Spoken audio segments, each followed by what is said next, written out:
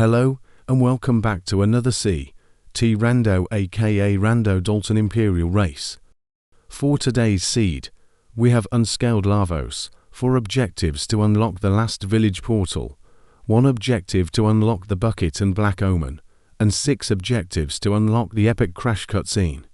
This seed is meant to place more emphasis on key item and recruit checks and less on objectives. Additionally, checks and bosses give 1 additional scaling level each.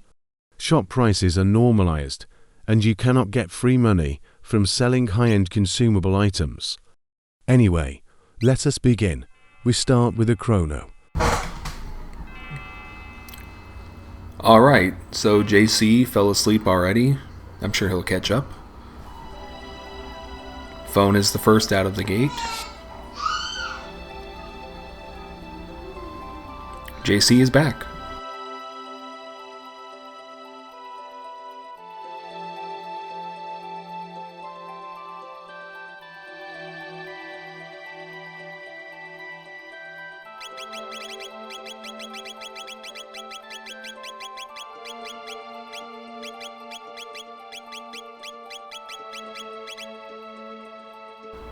So we're getting a look at our objectives here. We're not really going to think too much about them because they're not going to be as important today.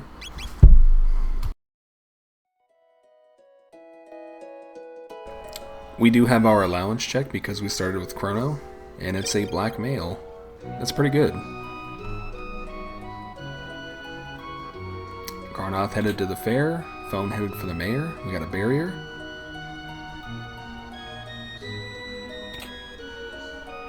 Got a dash ring. And an elixir. I'd say that was a pretty successful mayor run. We see Frog at the fair on Karnoth's screen. We'll see what item he gives. We're gonna need a hero medal to recruit him.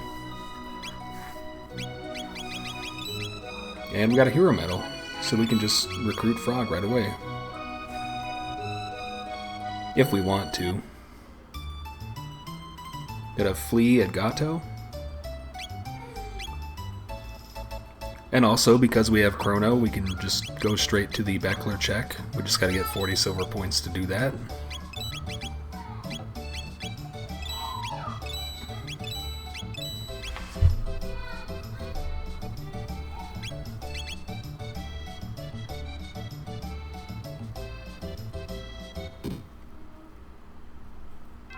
Got a Hyper Ether in the forest.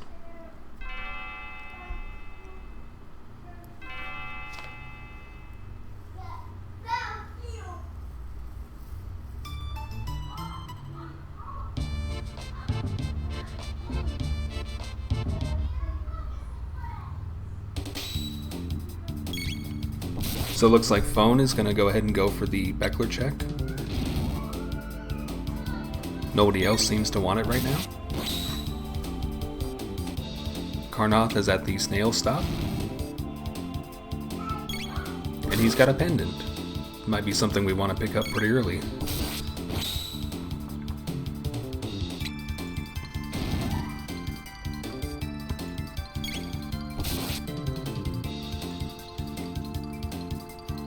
Karnoth heads to 680.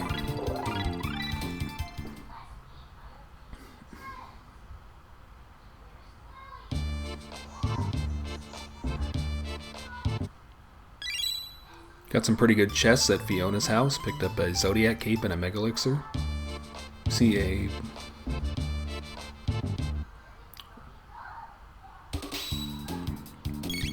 Looks like JC is gonna sell some stuff here. Maybe pick up some key items. Got a Dreamstone from the Jerky check. Got a Robo at Frog's Burrow.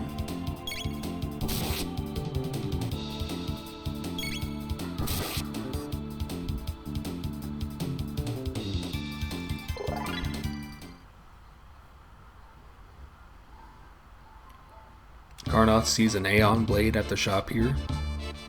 He may sell something to pick it up real quick.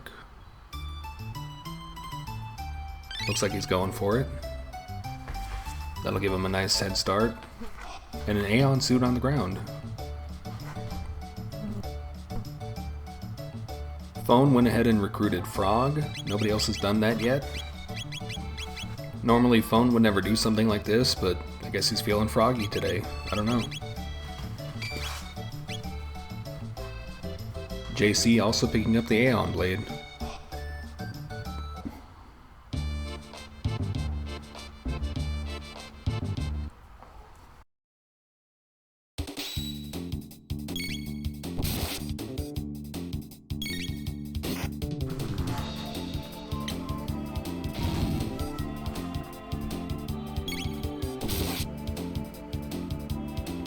We do have a magic tab in that chest. Unfortunately, we can't sell them here.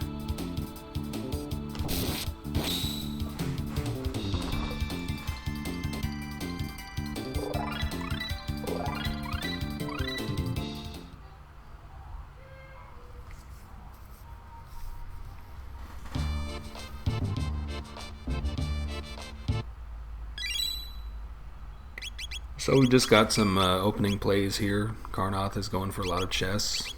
Found a Star Scythe here. JC looks like he's going to prehistory. He may be going for the new strat, where you kill the new at the hunting range and you pick up like 10 levels and 3 techs. It's a pretty good play. Because the new is unscaled, and it cannot kill you, it's pretty safe. You just really want some damage output, otherwise you're going to fight it for about 10 minutes before you can kill it. Phone is going for the Beckler check, Carnoth possibly also going to the new. He'll check the shop first.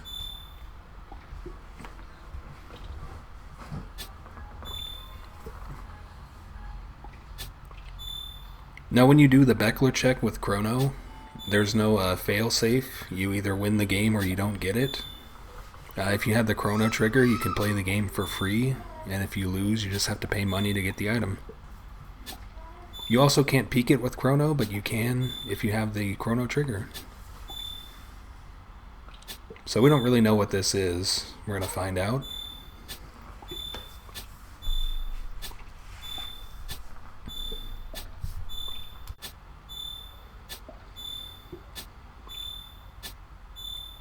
JC gets his new. Phone wins his game. JC hitting for about 90 damage per swing. Probably take a minute to take this thing down, but he'll get it. Carnoth also going for it. And Phone picks up the Rabot shell, or the rainbow shell. Now he can go ahead and turn this in 600. He can raid the treasury, get 6 chests, peek the key item if he wants to. But he's going to go ahead and check some shops. He's been at the fair the entire game, so he doesn't really know what's going on here. We see a Vigil helm here, or Vigil hat.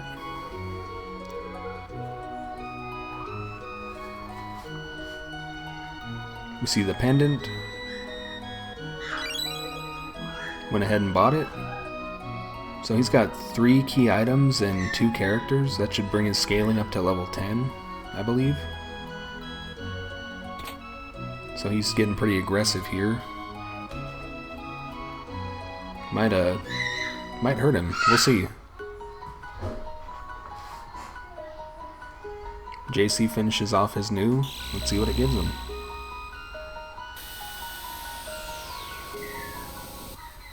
A lot of levels. Lightning, Lightning 2, and Confuse. It's a pretty decent couple of starter techs. I don't know how strong they are, but we'll see.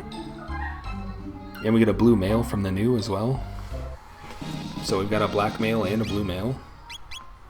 Pretty good starter equipment.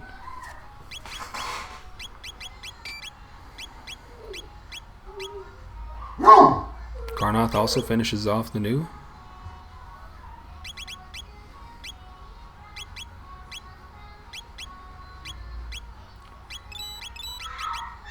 Phone can't decide what he wants to sell.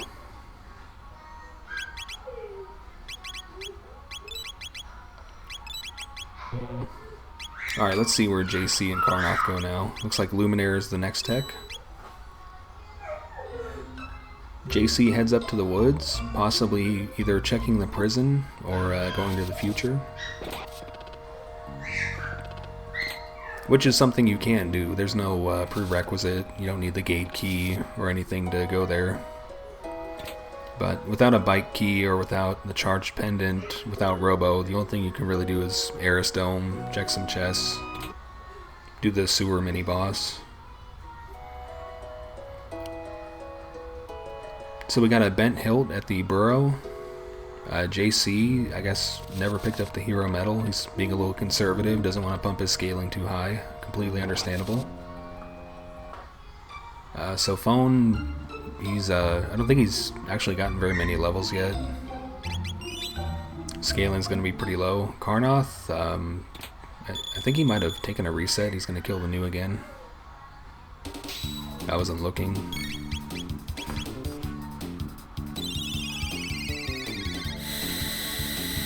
So Phone's going to go ahead and head up Denadoro. We saw a Giga Arm on JC's screen. We know Frog is at Frog Burrow. So if we recruit him, he's going to be pretty good.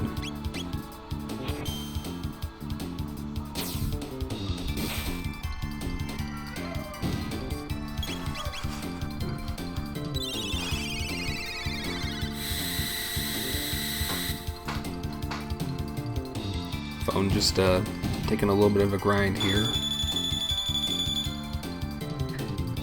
I'd say he's probably a little worried about his scaling level at this point, relative to his party's level.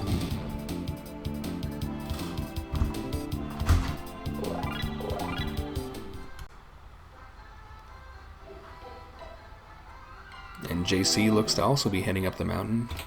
He doesn't have the hero medal, he doesn't have Frog, he doesn't have the bent hilt. So he can't really see what this key item is here, but it looks like he's just going to go for the boss early.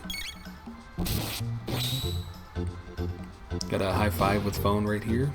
They're all synced up. If Phone commits to the mountain, we'll see who can get up there faster. If not, I guess we'll see what the Tata check is going to give us. However you say that name, I don't know.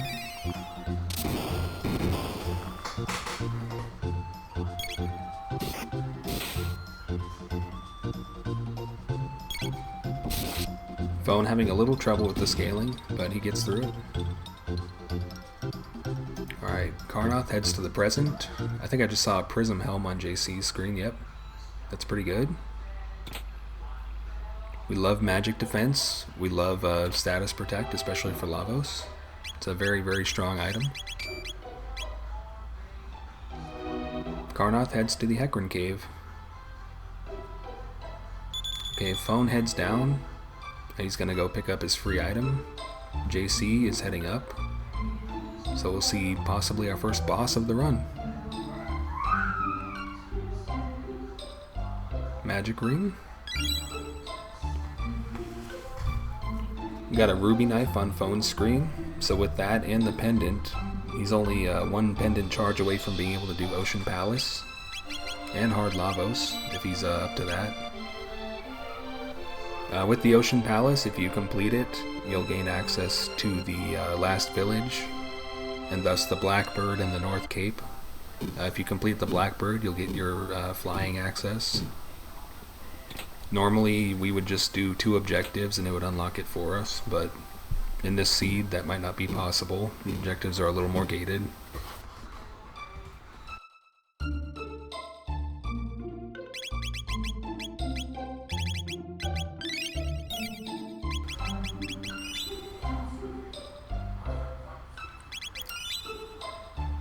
So you'll notice 2 of the players have chosen to solo Chrono.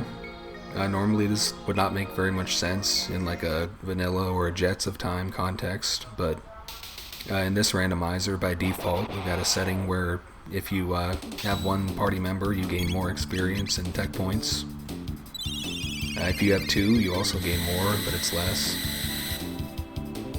You get a, I guess, triple with a single party member and 1.5 times with 2. You're just splitting the experience you would get as a full party. And when you recruit a character, if their level is below the level of the character at the lead of your party, they'll get brought up to the party leader's level, and they'll also get however many techs the leader has unlocked. So early on, if you can manage it, soloing is pretty good. It'll give your future recruits a nice boost. We got a silver rock on JC's screen with a barrier. We'll see if that comes into play.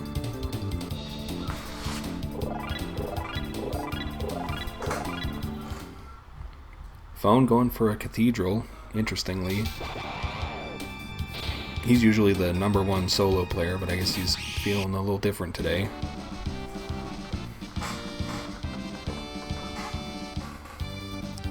Got a Luca. Got some flare early on, that's pretty good. Hypno Wave and Fire, I saw too. I think Frog has a Leap Slash.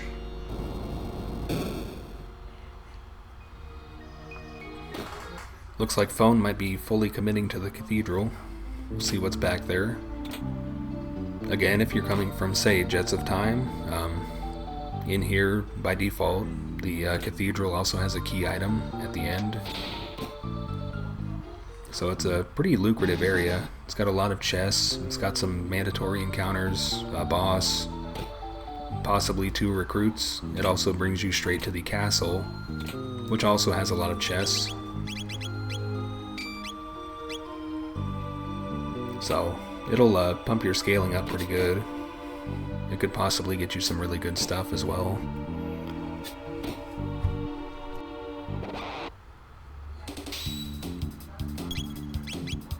Looks like Karnoth might try his boss first.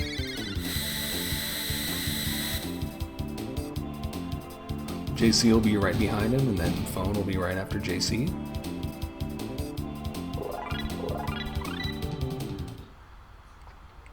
Looks like all the runners have been doing pretty good on skips. Got a speed tab from the Kilwala up top. He loves mountains and speed tabs.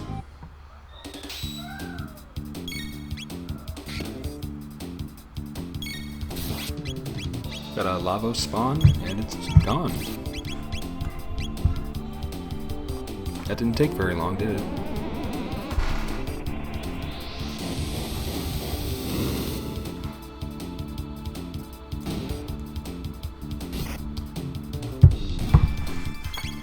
So we'll see what Karnoth gets here. Phone took an extra fight. Possibly accidental, but you might as well commit to it, because in this seed your scaling is going to be a lot higher than it would otherwise be. You don't really want to fall too far behind. You might end up with a boss that just completely one-shots you. Hopefully it doesn't come to that.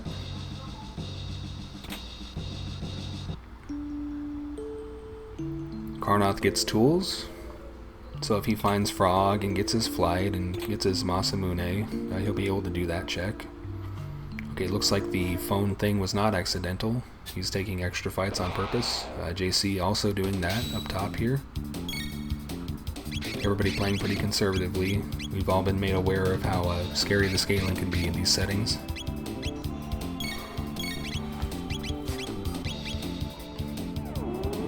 So we've got another Arbo shell at the Denadoro check here. It's a peekable check, thankfully. So what that means is, wherever we got the other one, if JC goes there or if Phone goes to Denadoro, they'll get a Prism Shard as the part 2 of that key item there, which we'll be able to use to do the King's Trial check if we choose to. Really, there's not very much incentive to do so. It just gives you a couple extra chests. If you got the King's Trial objective, you'll need it for that.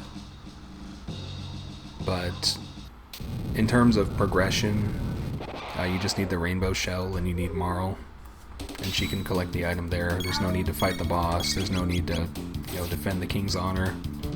We see Sunshades on Karnoth's screen.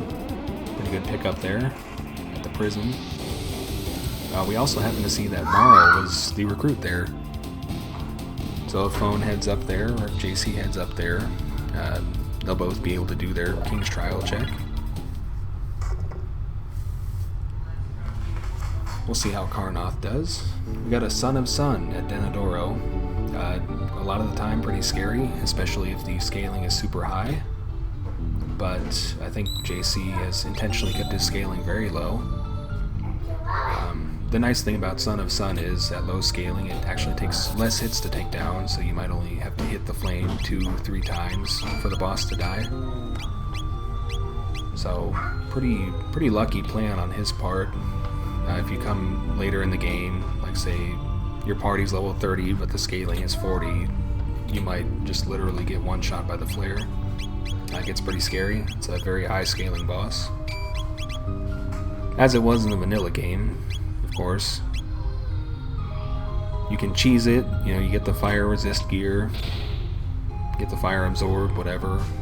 It's a lot easier, but there's no guarantee that you're going to have it at the point in the game where you fight the boss, in this anyway.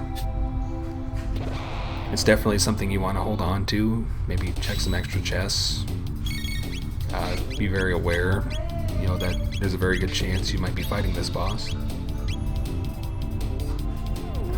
Good magic defense, of course, helps. Barriers help. Haste helps. But even then, sometimes the boss can get really hard.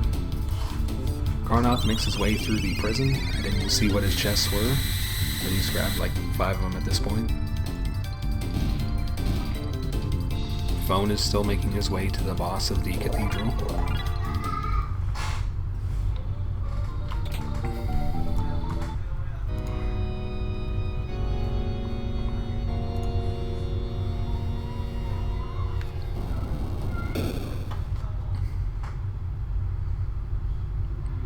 Looks like JC at least knows what flame to hit. Oh, never mind.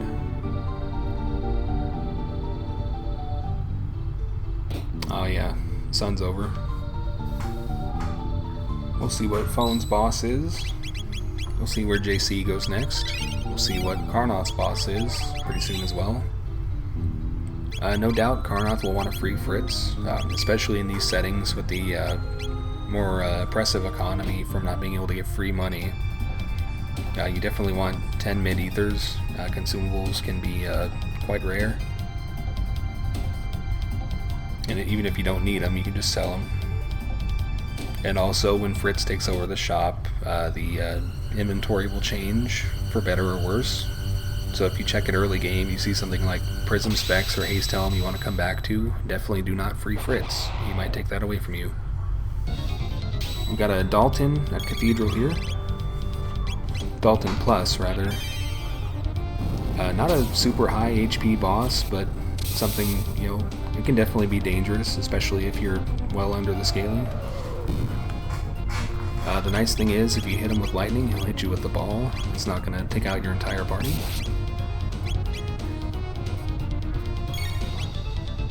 Looks like JC is also headed for the cathedral.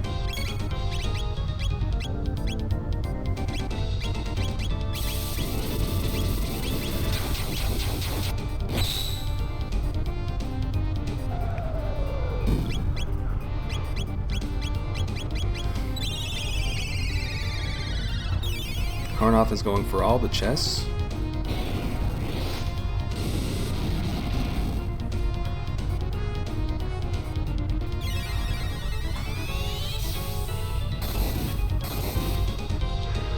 JC gets his Luca, Phone's Chrono dies. So, like I was saying, with scaling, a little scary. The counterattack AoE, also quite scary. Now, he may be doing this intentionally, but something tells me he's not. He probably wants to get his boy back up. Yep.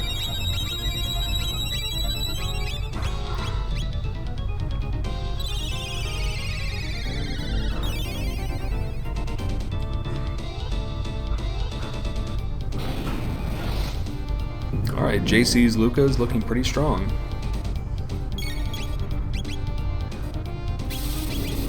Bone, hopefully he is wrapping up his fight. It's been a minute. Thankfully for Dalton Plus, like I said, his HP is pretty low. He doesn't burp on his death, so he's not in danger of being wiped out by that.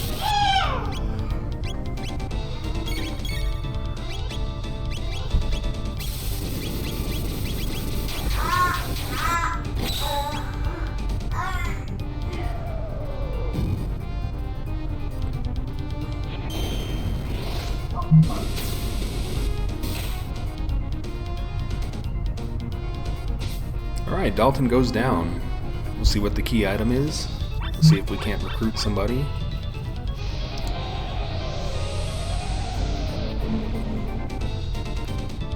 So it looks like Phone's going to be at 18 scaling after this, possibly 20 if there's a recruit. Carnoth is at 11, JC is at 9. Phone's got his objective, so if he happens to find end of time access or flight, he can go to Lavos. One of those options is a lot faster than the other. Alright, so we have a Masamune. That means we can recruit Robo out of Frog's Burrow and possibly also see who our queen is.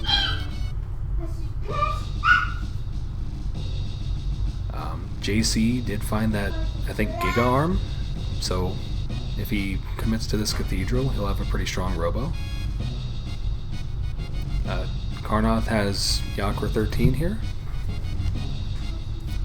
Not a super threatening boss, but there is pretty strong physical damage, and it does have quite a bit of HP, since he's kind of like a damage sponge boss. He doesn't really do a whole lot.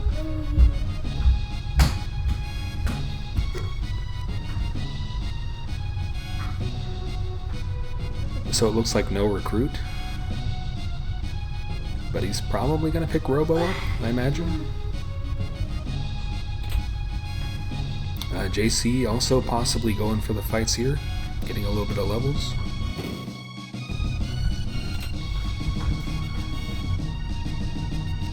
Carnoth possibly in a little bit of trouble here. Maybe not too much. Looks like the damage output is pretty low.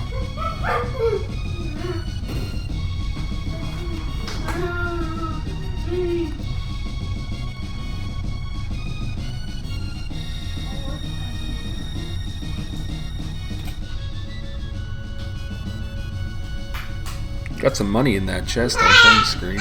Let's see what the chef's got. Hopefully he cooks up something nice.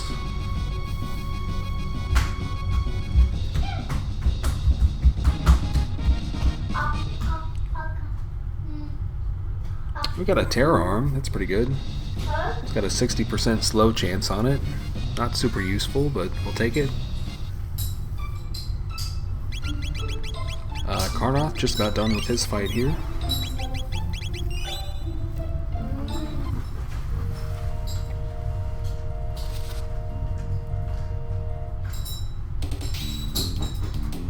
Phone taking the classic Roly Rider fight here. He's got relatively good experience and tech points for such an easy enemy. At certain levels of scaling it can be quite scary, like here for example, assuming you can't kill it. They actually do some pretty good damage.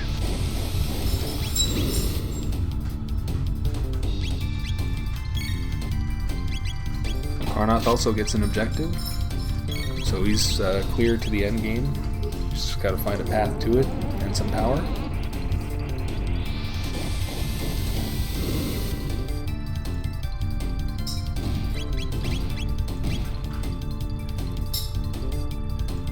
Looks like JC's got a power seal, but he's pretty happy about that. Phone picks up a couple techs and levels. See a high cost spin cut there, that's pretty nice. Pairs really well with good fire, good ice, good rock toss. There's quite a few good techs that pair with spin cut.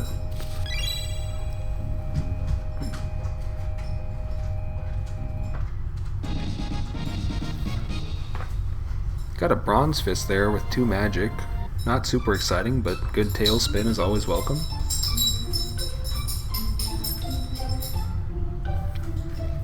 Phone's definitely picking up Robo now.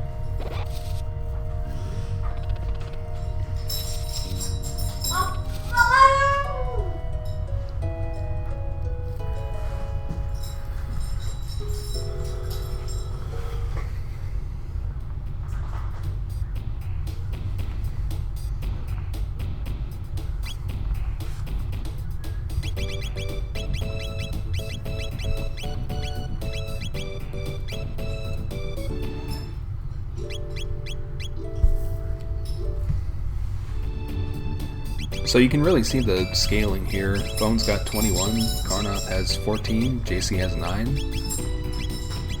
It can really get out of hand pretty quick. Looks like Phone's just about at scaling level, so he's not super worried. He's got the Robo Nova Armor, Terra Arm. I assume that'll be pretty good.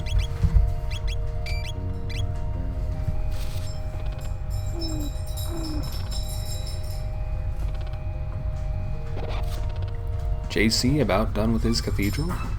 We'll see how he does with Dalton. I think he'll be a little stronger relatively, so it shouldn't take very long. Phone possibly heading for Hecarim. Carnoth grabbing Pendant. Yep.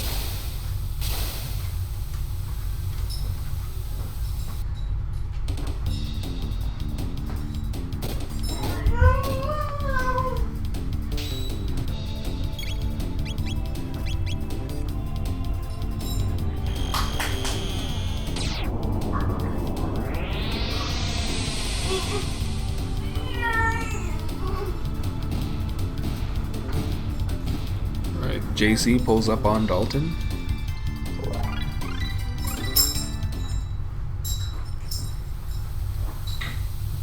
Got a Super Volt on Phone's screen. I'm sure that'll be pretty good. Phone's gonna check out Medina, pick up a few so-called tabs, maybe a chest at the forest, possibly see what's in the shops. Got 2 shops there, Melchior of course, and then there's also the Medina shop. Not a good place to buy consumables, but if it just happens to have a high-end piece of gear, possibly worth it. Of course, if you do Ozzy's Fort, the prices do become more reasonable, but as far as the in-game stuff goes, 65,000 is the cap for cost on anything, so it's not that big of a deal. It's achievable.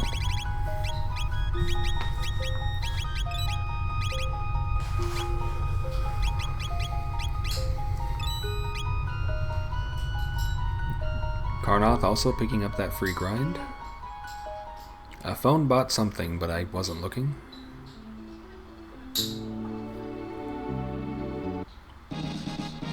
Dalton goes down.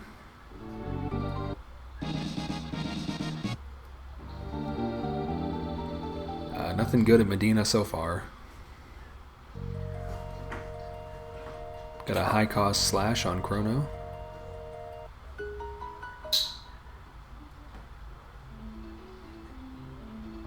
JC has his objective, so he can also do the endgame once he finds a way to it.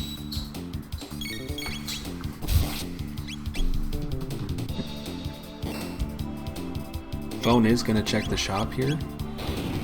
There's no special logic that says that this shop must have something good, but it's usually got like a pretty good selection anyway. It's usually got a good amount of items as well, which I'm sure helps.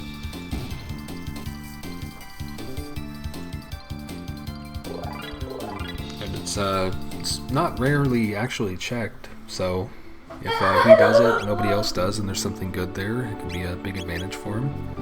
So we do see Vigil hats. They had them somewhere else for the same price, so not really that great.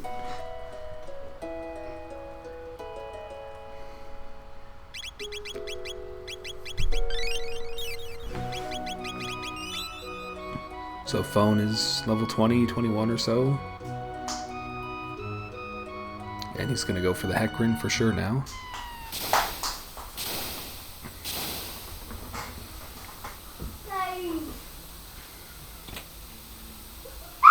We'll see what JC does next.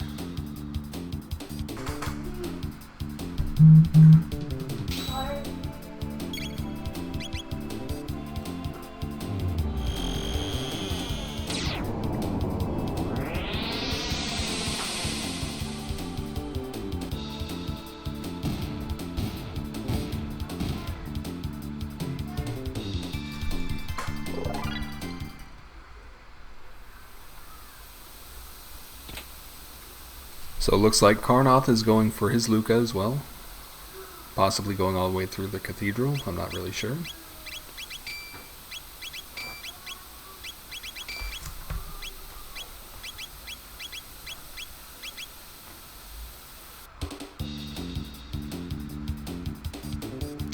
Phone's coming up on the end of his Hecarim. Not really clear what JC is doing just yet, but we'll see here in a minute.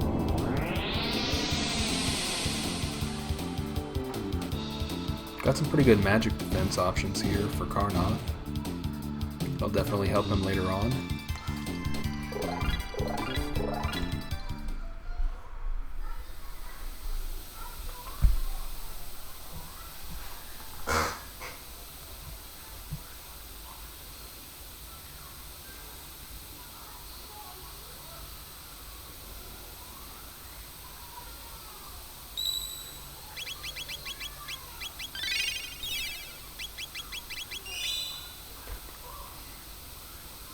And Phone heads for his boss. JC picks up a little more grind. Karnoth looks like he's committing to the cathedral.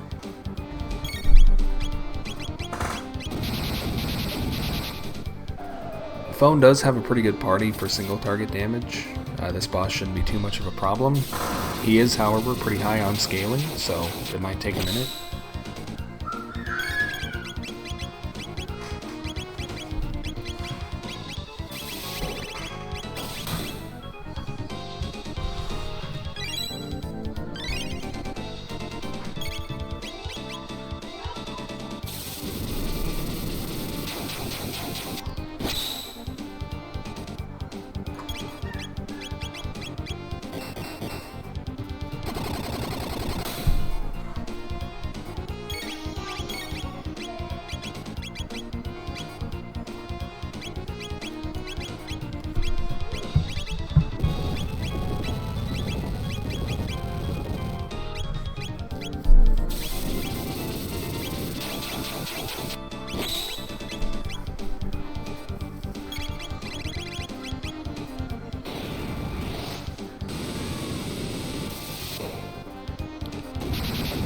So it looks like JC just really wants to get some levels here.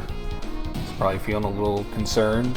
He's done a few practice seeds of this, and he's definitely had some issues with dying, getting outscaled, and just all around dangerous stuff.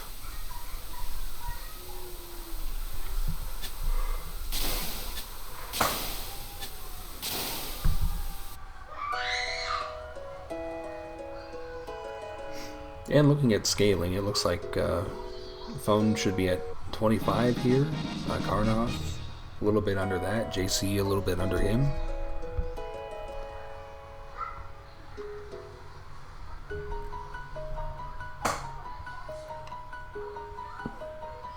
Got some dueling luminaires over here. Phone's gonna switch to 600 AD. Possibly going up the mountains. Unclear.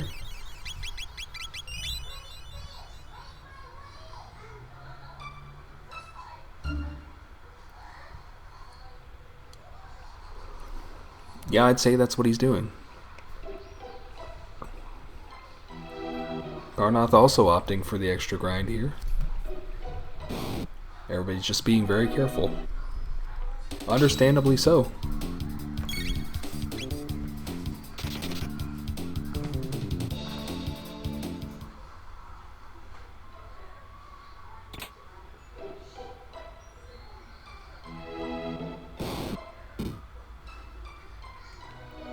Alright, looks like JC is done grinding. We'll see where he goes next.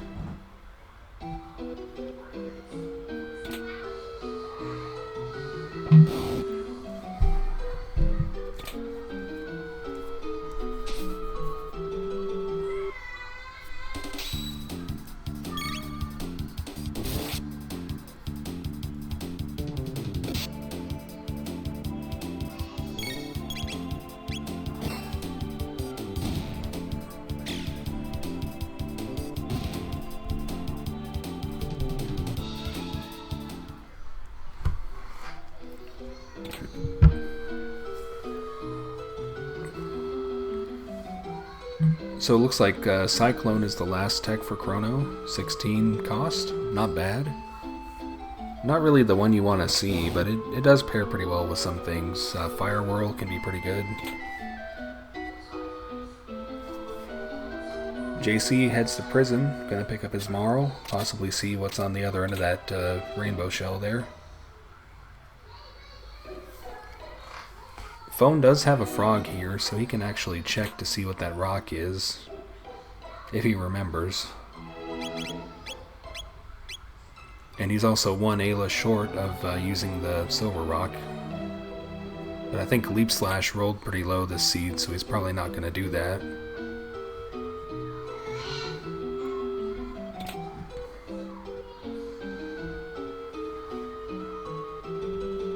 It's always weird to see a Nova armor from the Cathedral.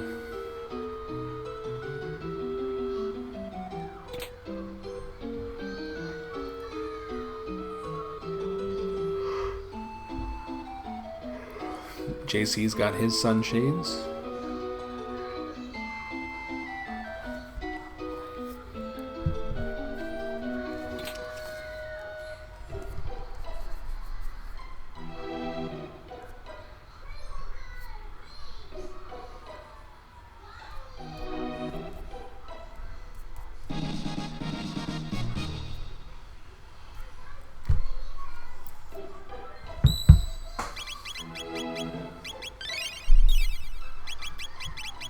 So nothing they're checking right now is anything we haven't seen before.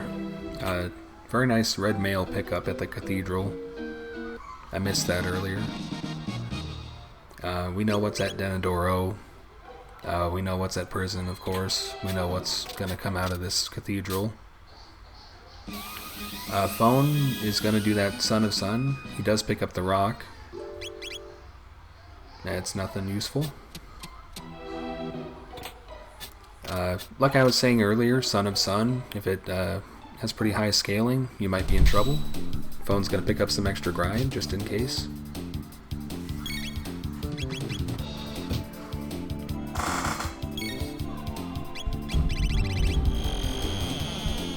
So nothing good from that prison room there. 2 mid-tonics, a heal, and a Ceratopper. It's pretty disappointing.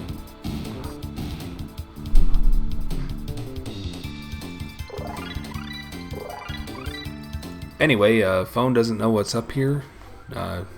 He's not actually prepped for it. We'll see how it goes. Looks like he's at 26 scaling right now. I don't know what level his party is, but I don't think it's 26.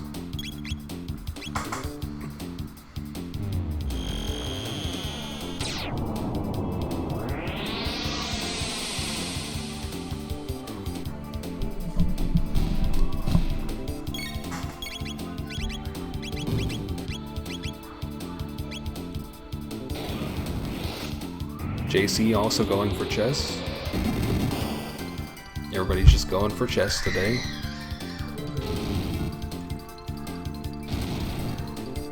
Carnoth finds his Dalton. His scaling is a little bit higher than what JC had, so we'll see how he does. Looks like Slash is going to make quick work of him. I think that was about 750 damage. Pretty good for this early in the game. Just going to throw the haste out. JC possibly fell asleep. His menu's a little slow here. I think he's back, okay.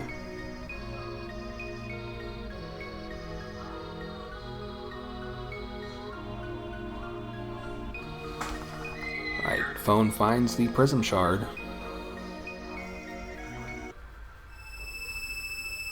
He's probably not going to have much trouble with the first phase of this fight. He does have a Luca. She can possibly at least somewhat manage this boss.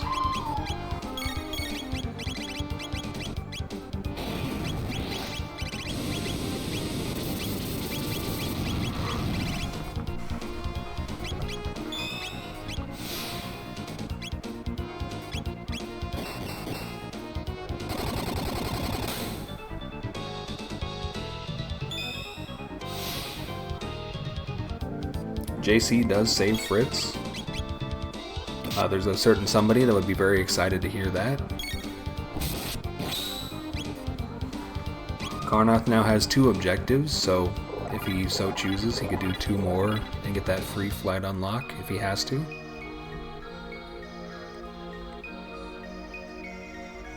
But because the objectives are less emphasized, nobody's really looking at them. We're not really keeping track of them. Just if we happen to get them, or if we get to the late game and we end up wanting to do them, we'll look at them then. Phone starts the Son of Sun fight. Carnoth, of course, gets through Dalton. Disappointing, no recruit. Although the key item does lead to a recruit, so kind of a wash there. And of course, with Frog freely available here, we could also go through Magus Castle if we choose, get to Zeal. Without Magus in the party, it's like 5-10 minutes longer, but I mean, if it comes down to it and you have to do it, you might as well just get it out of the way. Looks like Phone does have a Fire Absorb on at least, so he might be able to get through it. Phone gets one, Chrono gets one shot, Robo goes down, basically one shot.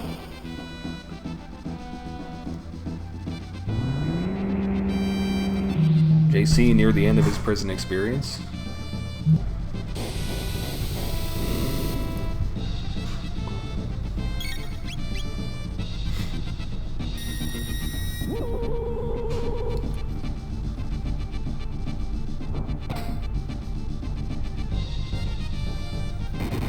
Looks like Phone's in some trouble here. He should be able to survive it, assuming he can keep healed up.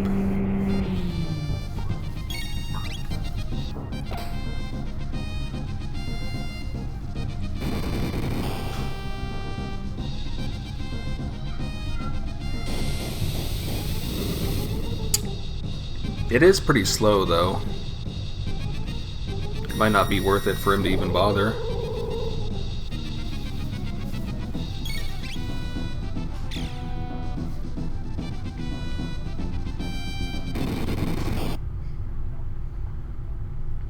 Yeah, he's just going to go ahead and reset here. Possibly come back with a better plan. Maybe a faster character.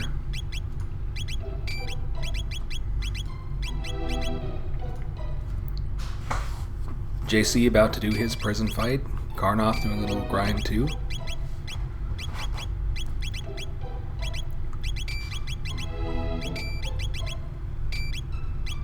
Carnoth catching up to Phone in scaling, just about. Got 26 to Phone's, or Phone has 26, he has 23. JC at 16.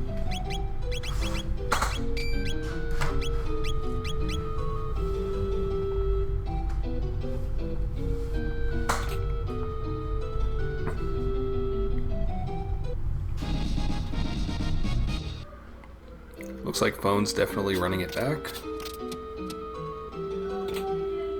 Carnoth checks his bromide here.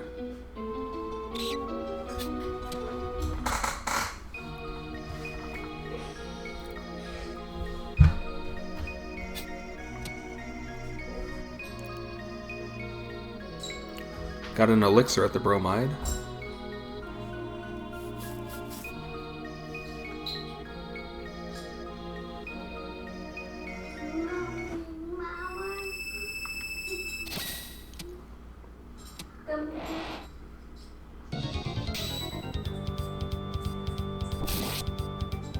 Carnoth picks up his Robo. We'll see who he benches. Marl's head clips into the bookshelf there. Yagra 13 floats.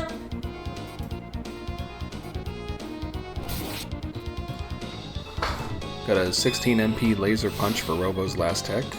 19 MP napalm for Luca. Looks like Mega Bomb maybe last tech.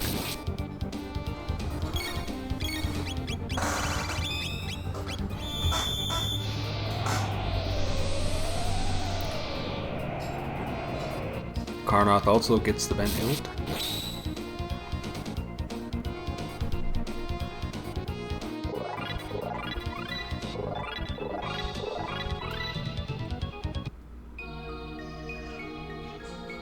Alright, so let's see what Phone does here.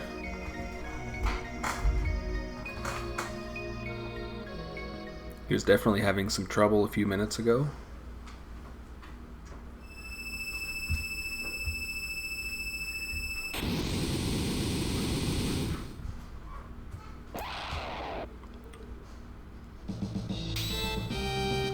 Karnoth possibly heading for the future. Doesn't have a bike key, doesn't have a charge pendant, doesn't have a seed. Nope, going to the castle.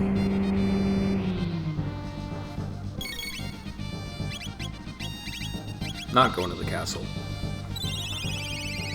Alright, going to the future. Phone, he's got a Berserker on his chrono. He's got some speed going on. Got the red mail on him. He can probably just walk away and win this fight, hopefully. Just as long as chrono attacks pretty fast and the shadow attack doesn't one-shot him, it shouldn't be a problem. JC takes down his Yakra.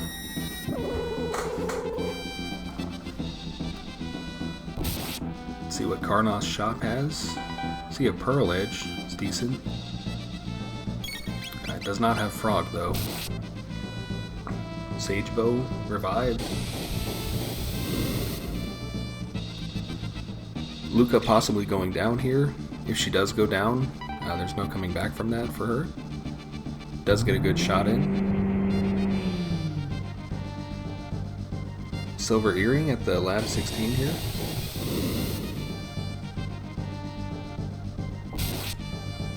Interesting technique by Karnoth there. 400G. And Luca is down.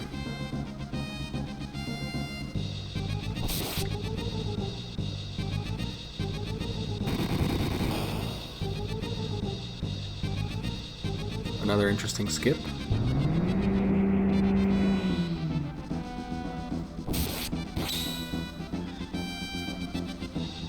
Got a mop. Seed is solved. So we'll see if he goes ahead and heads through the sewers or if he just goes straight to Eris Dome. If you go through the sewers, you see that mini boss, possibly a boost to your Robo if it's Atropos. You get about 3 chests there, 1 chest on Death Peak. Lab 32 has a couple chests, you can get 1 without the bike key.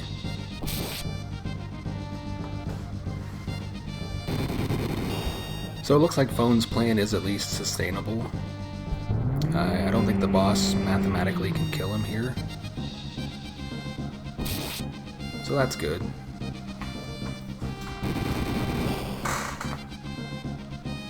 Unless, ironically enough, he hits the right one a couple times in a row and he doesn't get enough healing off it, the shadow might just kill him outright. But it hasn't happened so far. That'd be pretty unlucky. Karnoth taking some extra fights here. Not something you normally see. JC also grinding.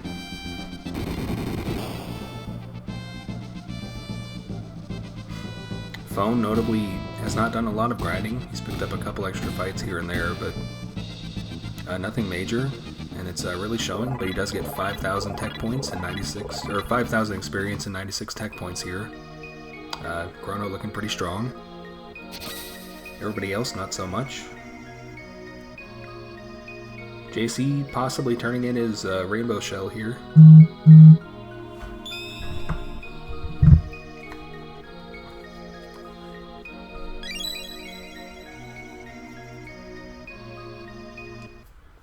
And Phone's got his Prism Shard. I don't know that he'll want to actually do that entire quest, but it is an option. We do have Atropos in the sewer here, so Robo's stock just went up a lot. He'll get 3 speed and 10 magic defense, very important stats. As we've stated in pretty much every other video, magic defense is something you need a large amount of for Lavos. Usually about 80 is what you need to get through the second phase of the fight. Otherwise, the nipple lasers, everybody's favorite attack, they could possibly one-shot your party. You can get around it if you have, say, higher HP, auto-revive from Green Dream, even a single party member that can revive the others.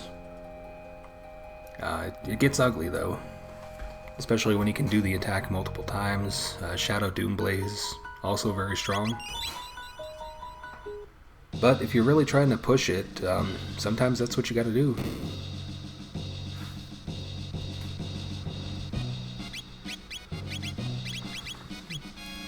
JC is gonna go ahead and check the item here. He may or may not take it. He might just want to keep his scaling lower. Notable here, you do want the scaling to get higher eventually. You will need to be pretty high level to take on an unscaled Lavos. So, he does go ahead and take it. It's the seed. Possibly headed to the future to meet up with Karnoth. He does not have Robo, so the sewer check, not necessarily a high priority for him. He doesn't have Pendant or Pendant Charge, so he might not even know it's an option to get through there.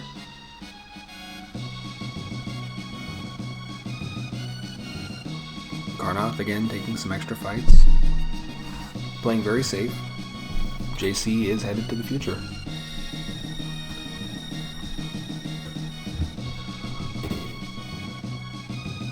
Phone just looting the castle, gets a Giga Arm. I think he's already got the Terror Arm though, so he's pretty whatever about that.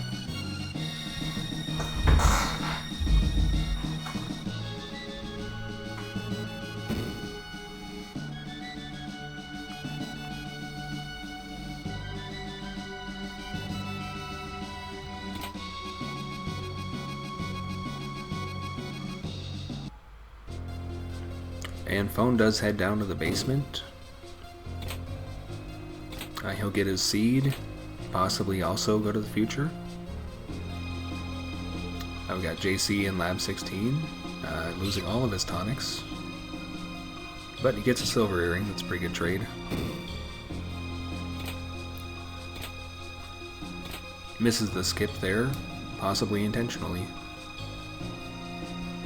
Phone does not have Morrow yet. He might go for her. She's just right outside here. It'll be a little bit of a detour. The prison's like a 5-minute or so check, but I mean, if he's going to the future anyway, he might as well grab her.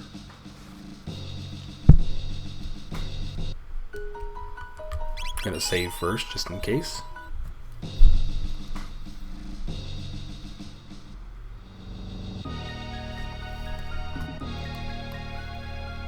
Alright, Karnoth checking the shop here. Demon hit, nothing else notable. He's gonna pick up some consumables. Phone gets his sunshades, and now everybody's got him.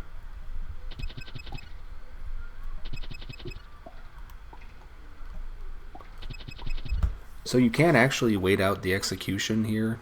It does save a little bit of time, mostly because it skips pretty much every mandatory encounter in the entire dungeon, of which there's quite a few, in addition to the sneaking sections. Karnoth, little known tech here, opens up the menu to get an extra fight before the boss. He might just, again, be playing safe. He might have like a tech coming up that he really wants to get before he does the boss. JC joins him in Arisdome. Phone, probably right behind him.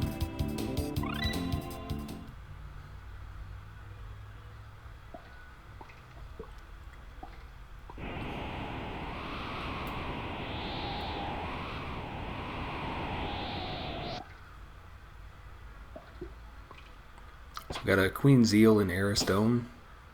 Not really a super threatening boss, mostly scary if you're doing a solo strat.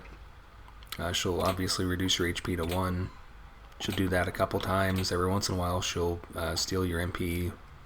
Also not a threat. But she will throw those orbs that the golem does. And if your HP is 1, well, you're not going to live. There's no immunity to that. It's just non-elemental damage. But it's a pretty predictable fight. So you can do it. She does have a little bit of HP, but again, not a major threat. JC on Zeal already. So we got a 6 scaling level difference between these two players. JC is going to have a little bit of an easier time. Carnoth is possibly a higher level, so it might even out. We'll just see how it goes. JC also has the seed, so he'll get 2 key items from this place. Carnoth does not. That could make a big difference. We'll see.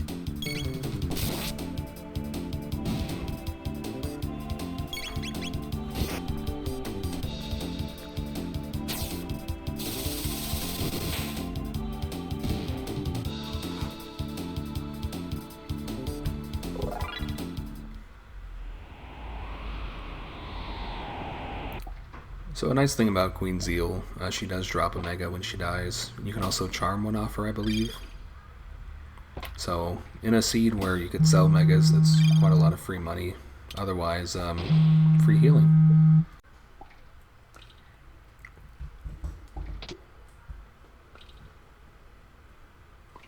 And Phone does free Fritz. It's not something he normally does, but different Rando, different Phone. Especially this seed, he's definitely not playing like he normally would.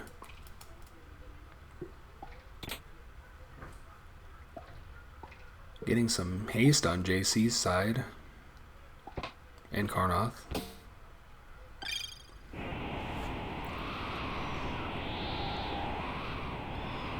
So, got about 750 damage going out on JC's side from Chrono. 450 or so napalm on Carnoth's screen, so they must be pretty close. Got comparable damage output. JC does do a little bit of extra grinding. He's been very careful about it. Really cashing in on the Rolly riders.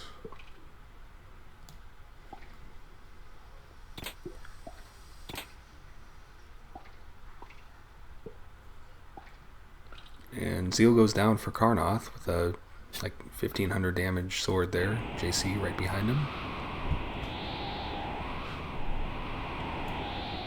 Phone's just kind of doing his own thing, going at his own pace. So we do get a key item here. It's Jerky. They're definitely going to want to turn that in for the Dreamstone. They might possibly want to do Tyranno Lair. There's also a character there, of course. Well, a potential one. There's no guaranteed characters anywhere, but still definitely a good one to check. Leads to Reptite Lair, leads to Tyranno Lair. Possibly pretty important locations. Tyranno will get you to 12,000. Tyranno, just a key item, but a pretty quick dungeon. And also the Forest Maze has like 9 chests. Pretty good density there. Phone heads up to his boss. The other two are going to head out of Aristome. I'm going to guess they're going to go turn that Jerky in, see what we get.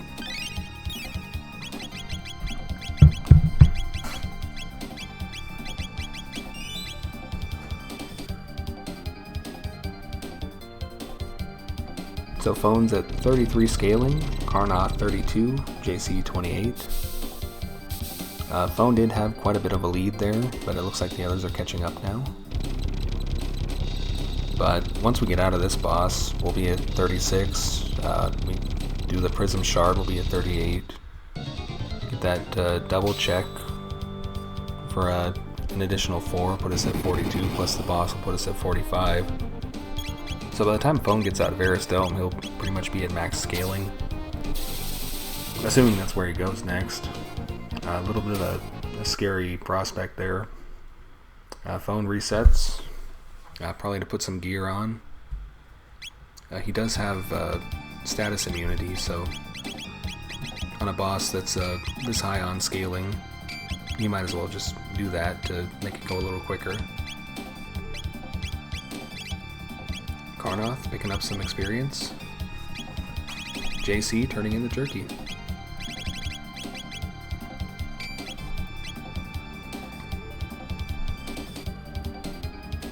Oh, and JC did get the pendant charge from Dome, turned in his seed. So we got a memory cap, a silver stud. If we head to the future, that'll be a gold stud plus, I believe, a vigil hat from the upgrade. And of course, if he wants to come back to 600, pick those up, he can do that as well. Phone's on his Yakra. I don't know if we saw how much hit points it has, but we'll probably see pretty soon here.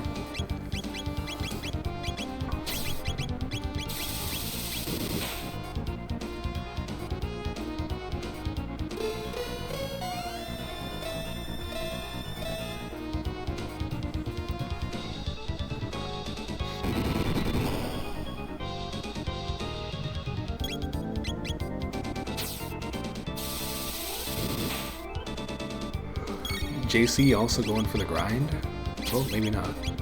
I lied. He's going for the chest. But he will probably swing by and pick up some grind, if I had to guess. It's a revive, not super exciting.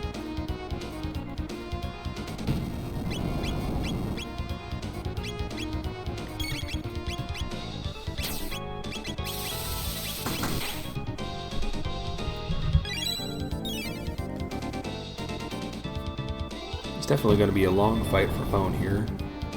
We got a white vest in the castle tower. Obviously white mail if it's upgraded. So we've got a good spread of elemental mails. We had red, we had blue. I believe we started with a black for Chrono's allowance. So in terms of like elemental damage, there shouldn't be any boss that poses a major threat.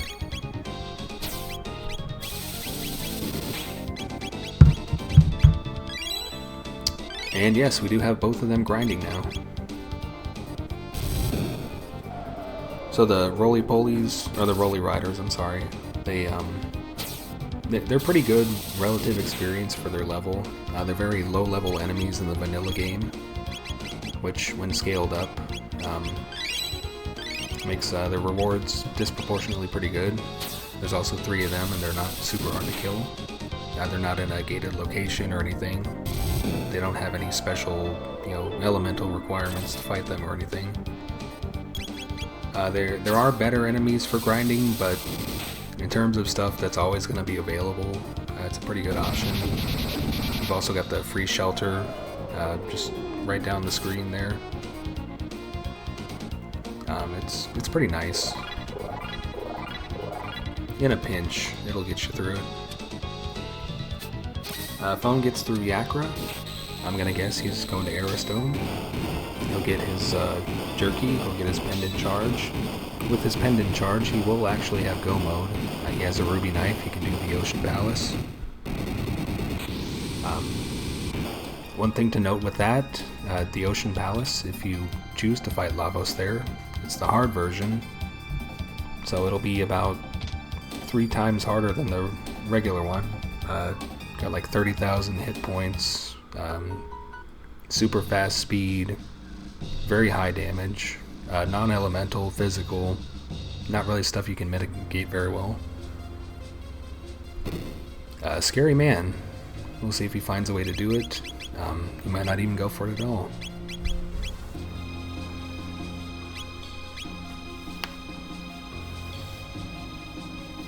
Otherwise, you can either lose the fight or just choose not to fight it. It'll give you your last village access. You can, of course, get 4 objectives to also unlock it, but I don't think that's happening here.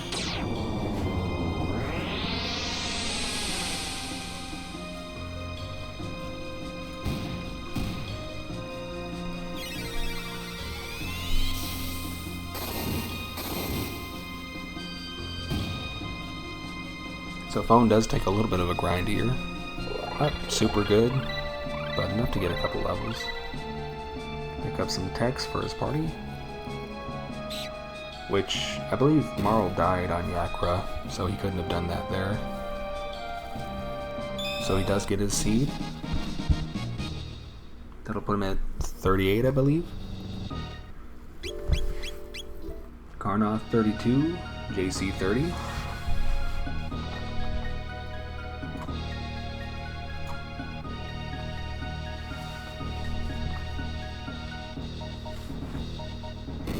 So we're pretty quickly approaching endgame here, hour and 10 minutes into it.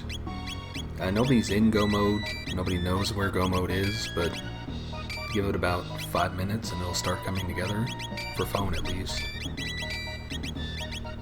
JC and Karnoth probably don't want to do hard Lavos. They'll probably want to find the gate key, or even possibly go for the objectives.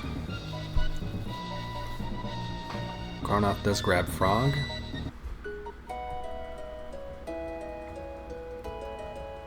Now he could do Magus Castle, but he does have the Jerky, which I believe leads to the Dreamstone, so it wouldn't really make a whole lot of sense. The Tyranno is generally quicker if you don't have Magus. Less bosses, so the scaling gets pumped up less. Not a strong Frog, he's got a good water too, but that's about it.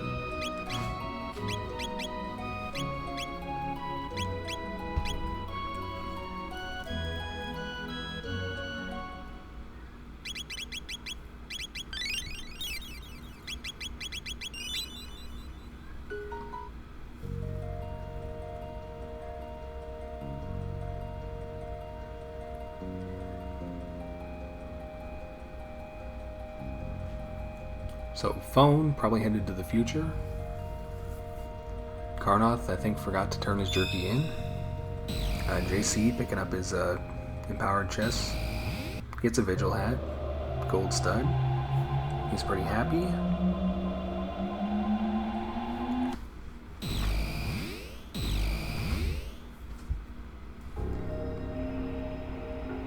Now, Karnoth, he has not picked up a rainbow shell yet, so he doesn't have the opportunity to even charge his pendant. He'll need to do a whole lot of stuff to get that. A good possibility he won't have the opportunity.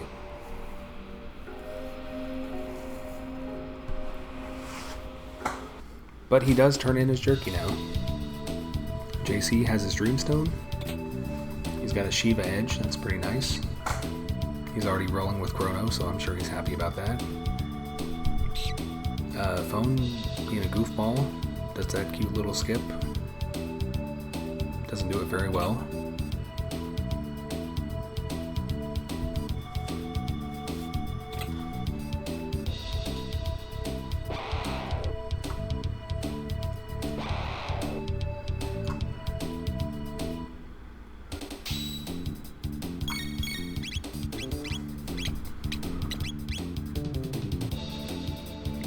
Alright, I choked on my own saliva.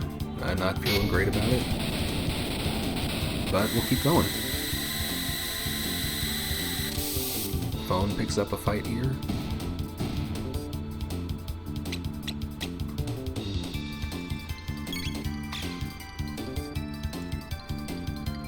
Karnoth heads up to the Dactyl Nest.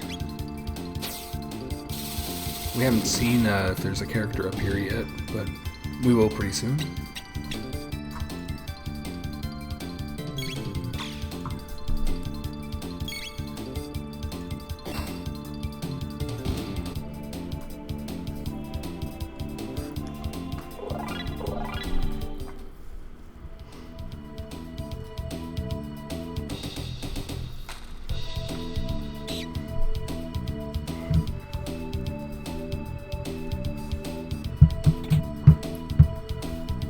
JC checks out the sealed doors. They're not guaranteed to be good items here, but I mean, 3 free chests, might as well go for it. Some of the other doors have a little bit more than that. The Aristome one, I believe, has 4 chests and a tab, which is also a chest. I don't know if it's worth going like 2 minutes out of your way to get it, but on the off chance there is something phenomenal there, might as well.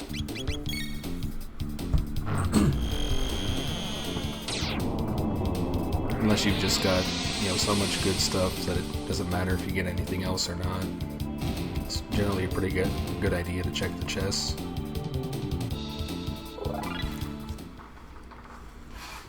So Karnoth about to hit the top of the Dactyl Nest. Phone does not have his charge pendant, but he's gonna at least check the sewers. He'll go ahead and do the whole thing. He'll find Atropos. He's already got Robo, so he's gonna be happy about that.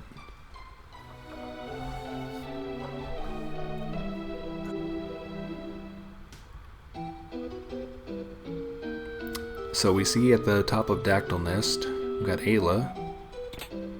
Usually a pretty good pickup. Tailspin if it rolls high, very good. Good synergy with Luca, as does Triple Kick. Rock Throw, very good synergy with a lot of characters. Robo, Chrono, Marl especially, if she has good magic. Phone begins the Atropos fight. Karnoth is headed into the Tyranno lair. JC heads up the Dactyl Nest.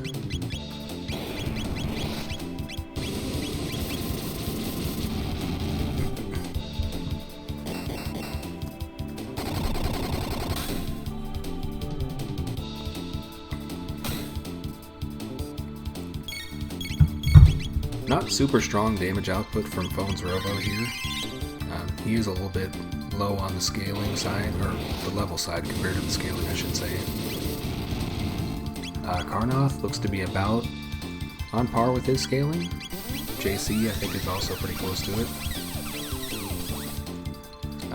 Phone might be in trouble. We'll see.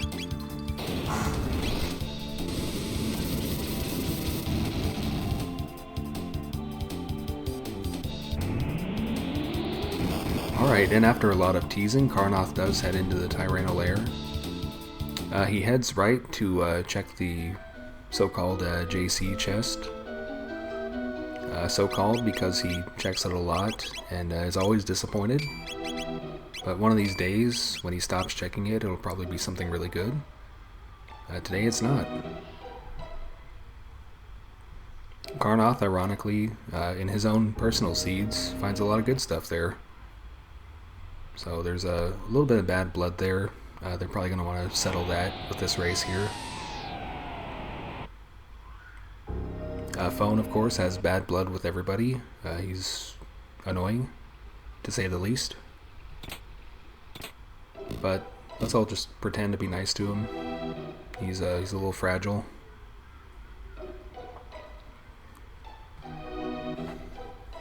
Karnoth, just like pretty much the rest of the run, taking some extra fights. JC going for the skip here. Still learning, but does pretty good. Gets it.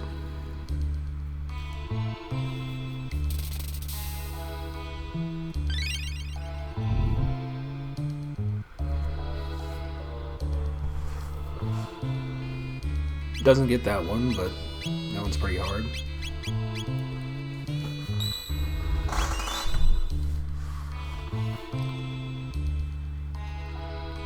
Alright, Phone heads down into Eris. So at level 38, he'll get a +2 for each key item, bringing up to 42, and then 3 for the boss, bringing it to a 45 scaling. I didn't see what his level is, but he's probably gonna struggle a little bit with that. But he is super aggressive. He always finds a way to get through, no matter what. Sometimes no matter what means walk out and you know, fight something else for a while till you find a way to cheese the next boss, but I mean, that's just how it goes sometimes. It's a randomizer. There's no guarantees here.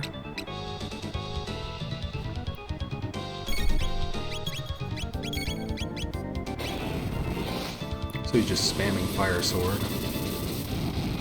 JC does have his Dactyl. He's got a different party from Karnoth, different from Phone. Phone's got Chrono, Luca, Robo. Karnoth has Chrono, Luca, Ayla. JC has Chrono, Marl, and Ayla. So different approaches. Nothing really wrong with any of them.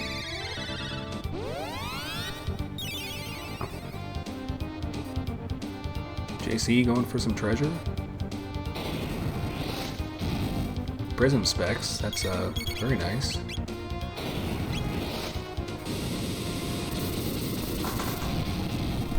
Karnoth also in the treasure room.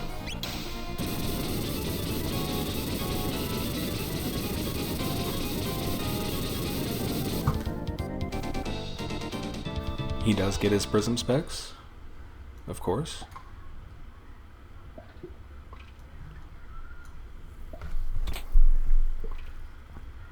He's got his bronze fist on for more magic, I believe.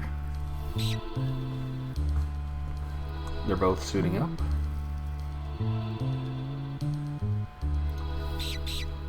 Phone's got his jerky. He'll have his pendant charged soon. So, like we said earlier, he will be in go mode, technically. A very hard go mode, and he's probably half the level he wants to be able to do that. But we'll see what he does.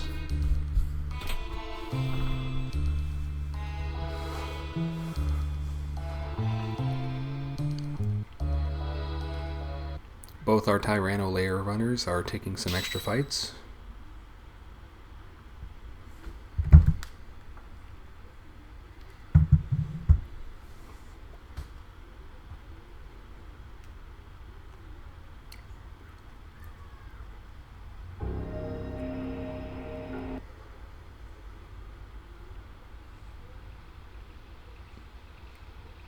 Got kind of quiet for a second there. Should be some music playing, but for whatever reason it didn't.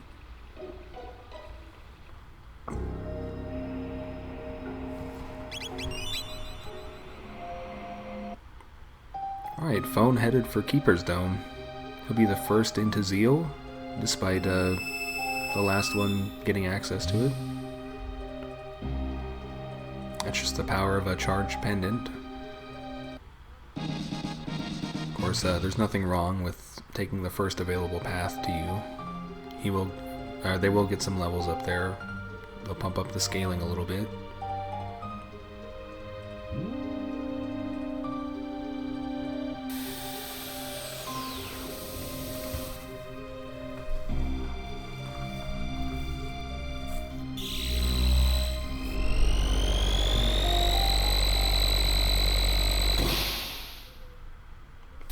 And JC is the first to unlock the door.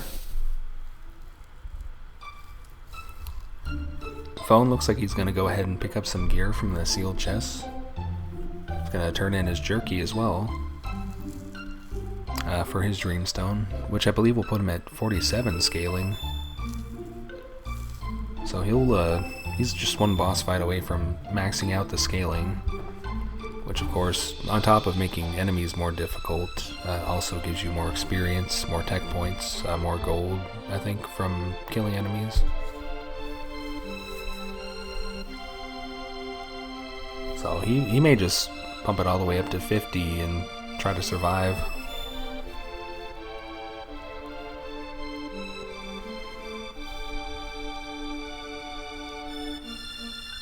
These other two, they're really going for the fights. They've taken a lot of them. Okay, so Phone has a 37 chrono. I didn't see what the others were, but they're probably lower just because Chrono has won a lot of boss fights solo. He's gotten a few levels each time from those.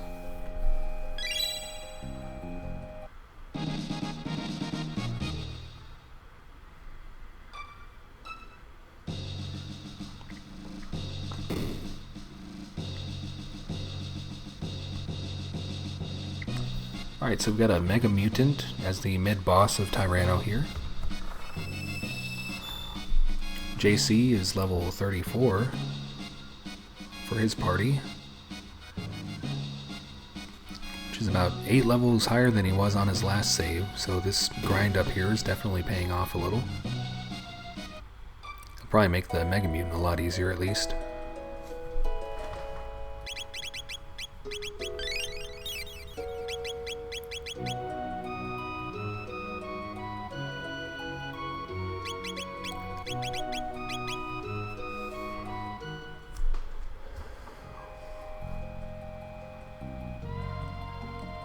Alright, so Phone is getting his upgraded chests.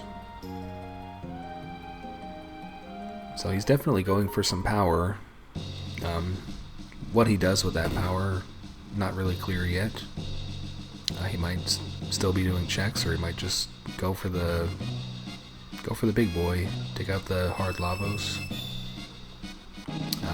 Like Like I said earlier, he's quite underleveled to be doing something like that. But we'll just see about it. JC gets through the bottom half of the Mega Mutant, and the top is down. Karnoth just now starting the fight. I'm not sure what happened. I know Karnoth entered a little bit earlier. Maybe that JC chest just really set him back. Maybe he just wanted more grind. Phone, I believe, gonna get the Shiva edge here. JC is on to the last room before the boss.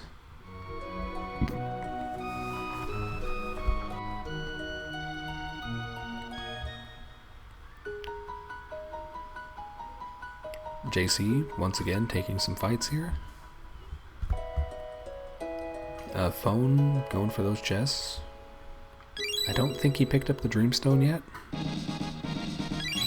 He's got Vigil Hat. I know he's got Nova Armor and Prism Stud as well. Or Prism Helm, sorry. Reading while talking, not easy. So he should have full status protect for Lavos. At least confused protection. Yeah, full status protection. So he's got a pretty strong party for that. Like I said earlier, full elemental protection is on the table. He doesn't have the prism specs because he has not gone to Tyranno, but he does have Sunshades. So he can at least boost his damage a little bit. Looking at his objectives, gonna assess, see if that's an option for him to just go all the way through the 6 objectives or just do something else. We'll see what he chooses. So Karnoth looking like about level 39, maybe 40. Nope, all 39s.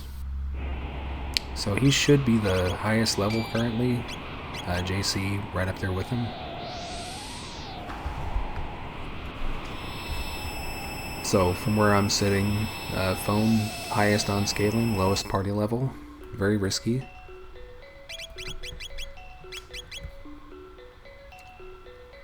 JC taking those dinosaur fights there. Karnoth again taking some grind. Phone's gonna check the shop. He might go for the new fight. So got a Valkyrie here. Got 40% chance of quad 9 crit. It's pretty much a must buy unless you just really don't want to play the character. So he's got like a really strong offensive potential here, assuming he can keep her alive. So the nice thing about the quad 9s is it does go through any kind of defense. It doesn't matter if the boss is immune to physical or otherwise protected in any way. So you can just hit, say, the Lavos core without actually taking the other bits down.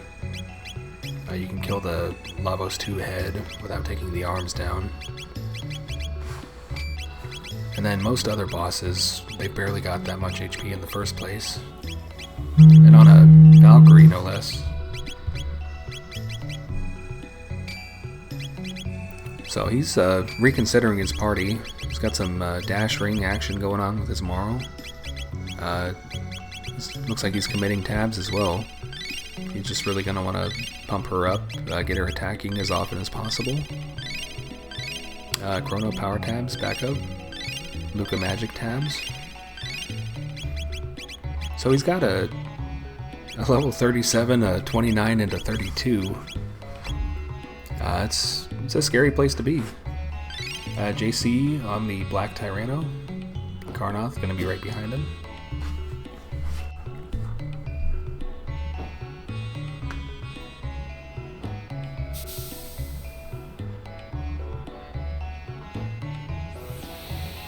Okay, Phone is going to go for the new fight. It does give quite a bit of experience, tech points. Pretty comparable to the Hunting Range 1 if you do it solo, but for your entire party. So not the best thing in the world outside of the early game, but it also gives an item, so maybe it'll be worth it. Looks like he doesn't have very strong AoE magic either. This might take a minute. JC weighing his options. He does have Falcon hit, which would be pretty nice for that spin cut. Karnoth starting his fight. JC just goes ahead and buffs somebody up with haste. Slashes the Tyranno. Doesn't do a lot of damage. Rock Throw is really strong, but unfortunately not a great option for this boss. It'll do some damage though. It's got a 18 cost, which I imagine will probably make it stronger than vanilla triple kick. Rock Throw is a very high scaling ability. Whatever Karnoth did a lot of damage, and Azala is down already. He's gonna go ahead and charm the tab off the Tyranno here. JC just right next to him.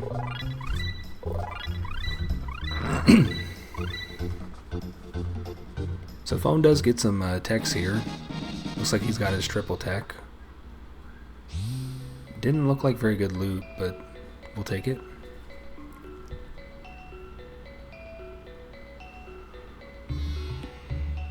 So notably, he is headed up to the main Zeal continent. So either he just really wants to check all the free loot up here, or possibly go to Desert, which you activate at the Zeal Palace by talking to the lady that was told to burn the plant. You can also check the Mammon Machine. It'll give you a key item. You need the pendant to do that, as in the vanilla game. Still got dueling Tyrannos up top. They're both probably pretty safe here. They're pretty much on par with the scaling. They've got some pretty strong techs. Volt Bite's a pretty good one. It does 2x cat attacks damage, which I think it rolled pretty well. Yeah, doing 3,300 there. No complaints. Got a Napalm for 1,400 as well. So about 4,700 damage per round. Cube Toss looking really, really good right now. But he does Ice Toss. I don't think that'll do the same amount of damage, but I'm sure it's still pretty good. Yeah, 2,350. So if I had to guess, yeah, Karnoth's getting through it first. But I'm sure JC won't take very long.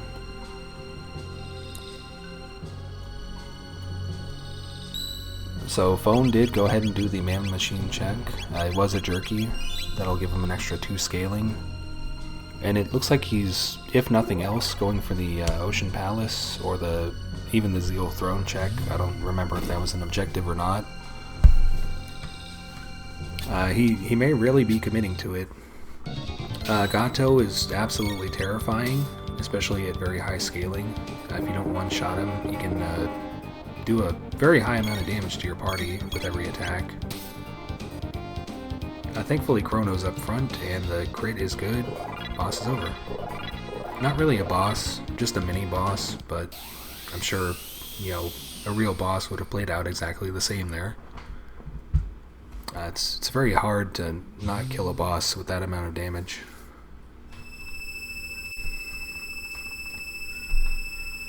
Alright, so Karnoth has made it to the Dark Ages. JC still fighting his Tyranno here.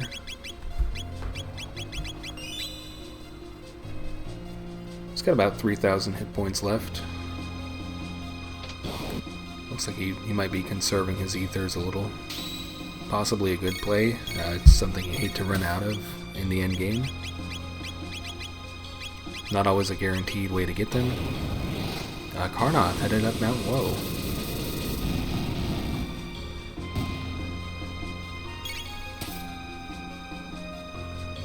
Nothing too crazy in the shop here, but he also did not get the charged pendant, so that might be the best weapon he finds.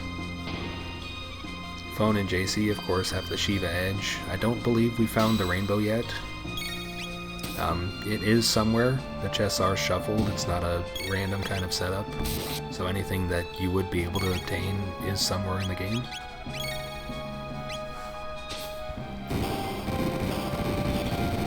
Alright, JC gets through his Tyranno. We'll see what he does with it.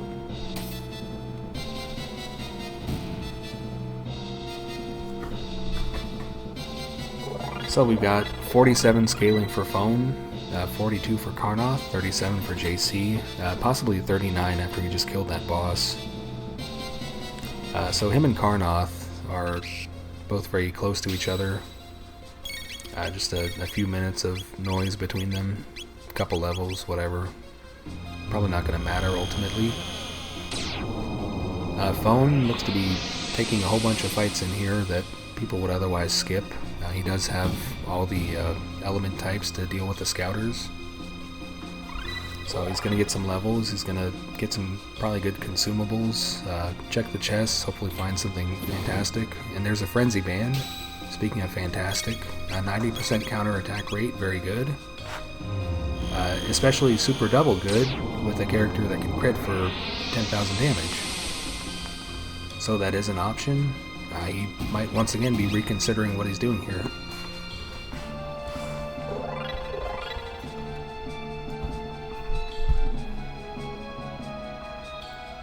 Alright, so for the first boss at the end of the nest here, it's a Giga Mutant.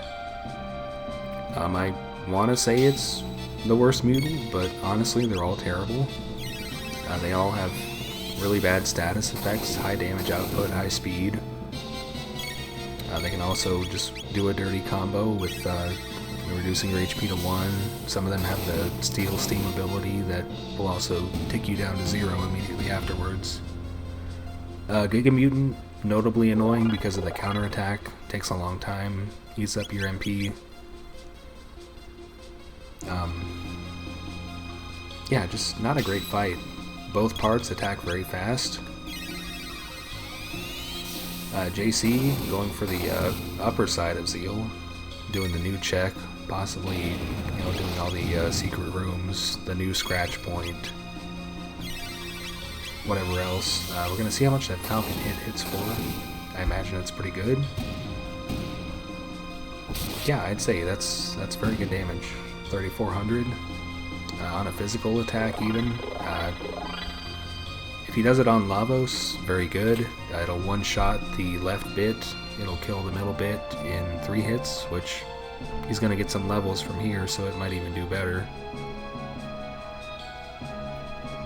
I don't know who's got Prism specs on his team, but if it's not Chrono, it probably should be. Ayla also gets a Dino Tail, pretty late in her tech list, so it might actually be pretty good too.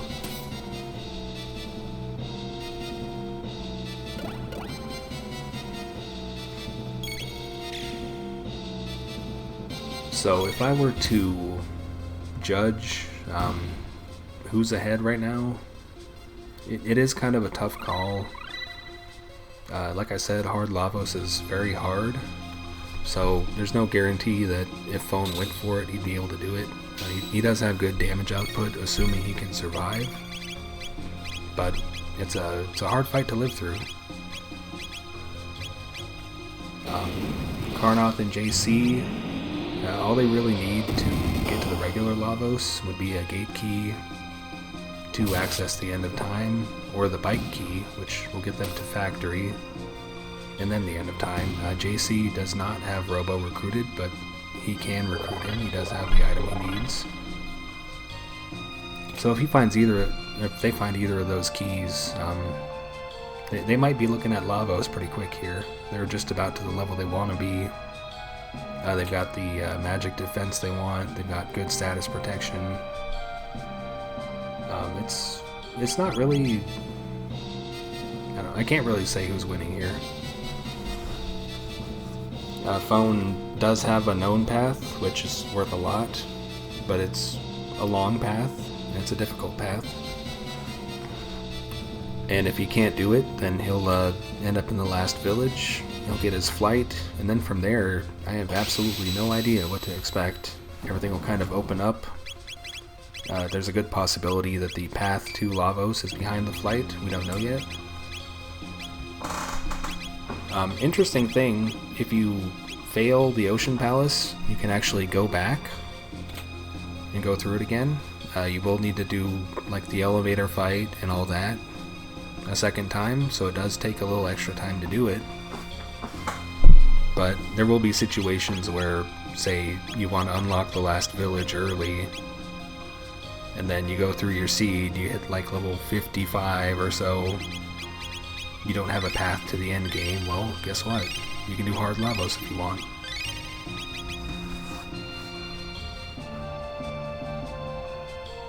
I wouldn't recommend it, but it's an option.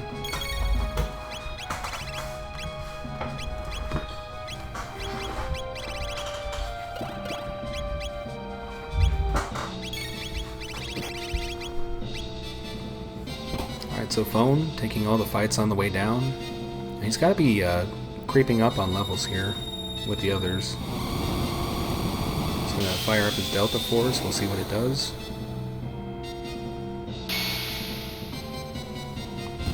Not great, but almost enough to kill everything.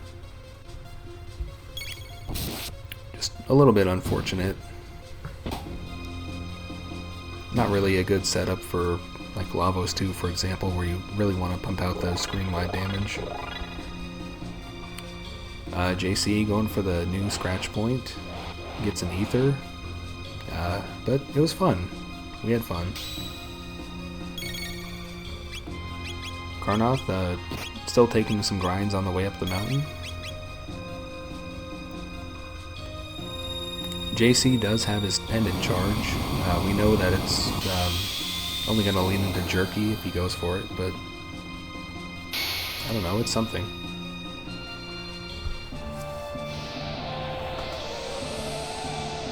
Phone eating counterattacks. If he gets unlucky, he'll be eating them for a while. JC, back to the house.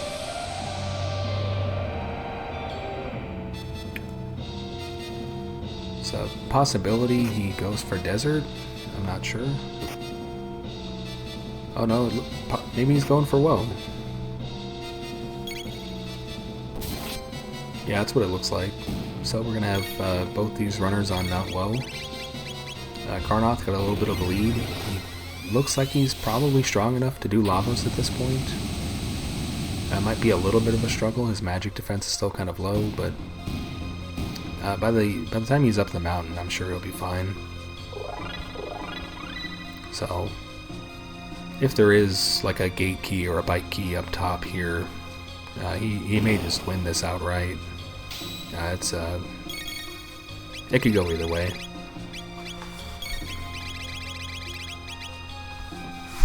He does have a little more variety in his party. He's got access to both Robo and Frog, which are possibly really good. Just depends on how he wants to do it.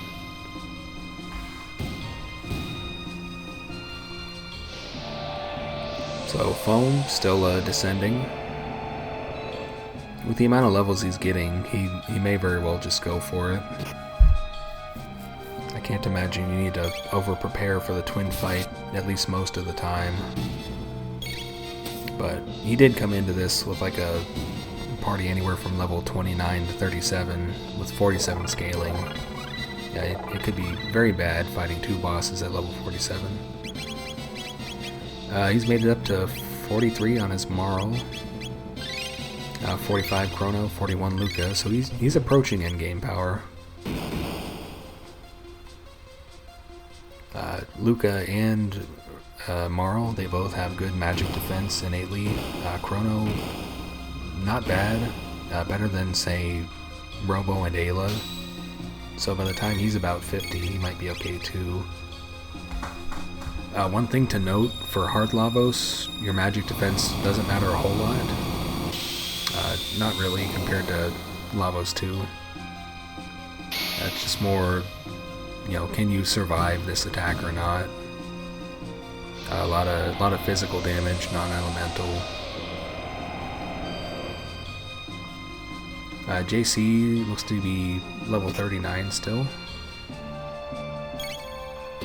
So he's a little bit behind the curve at this point. He's got the 42 scaling, Phone 47, Karnoth 45. Once he gets through this boss, they'll both be at 45. So pretty close in terms of scaling for everybody. And of course, once he gets through these fights and goes up the mountain, I'm sure he'll also be ready for Lavos.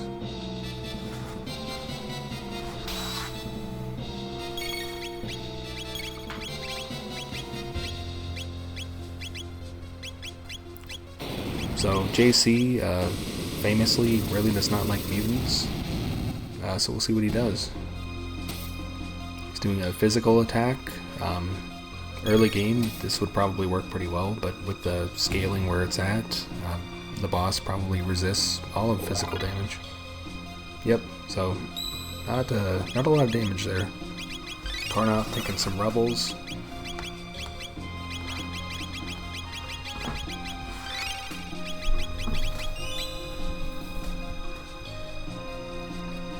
Alright, and Phone has made it to the elevator.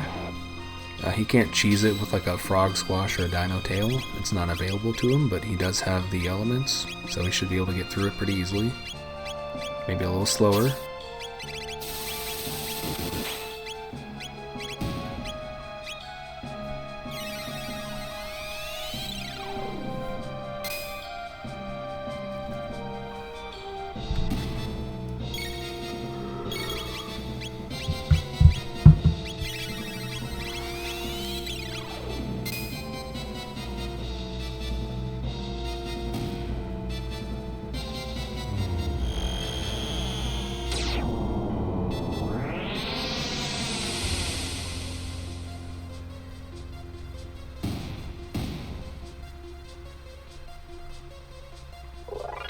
So JC making good use of the slash here.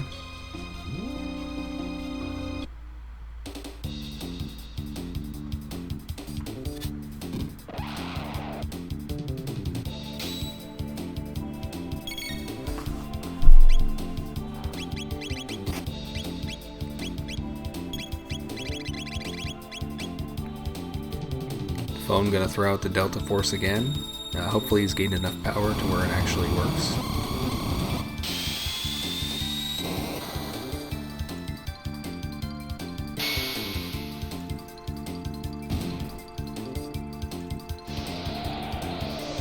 Nope, not quite.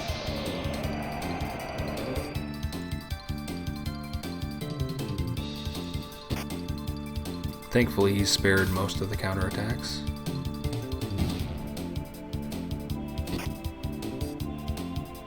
That might be the most overkilled enemy of all time there. JC still working on his mutant. Carnoth probably about halfway up the mountain at this point. So if Phone does go for hard Lavos and succeeds, he's gonna want to step on the gas a little. I think he's got enough power here.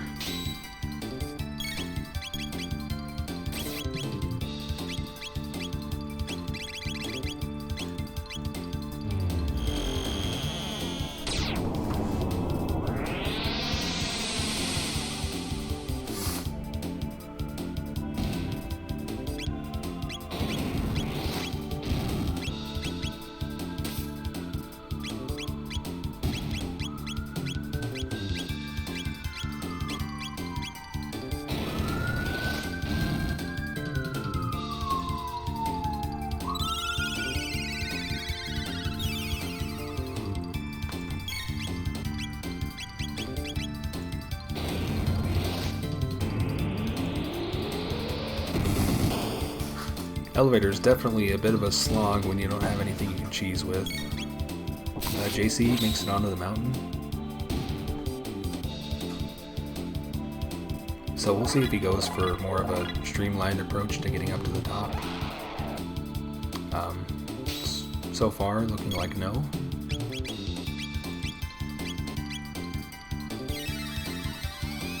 It's pretty understandable. He is slightly less than where he wants to be as far as levels right now.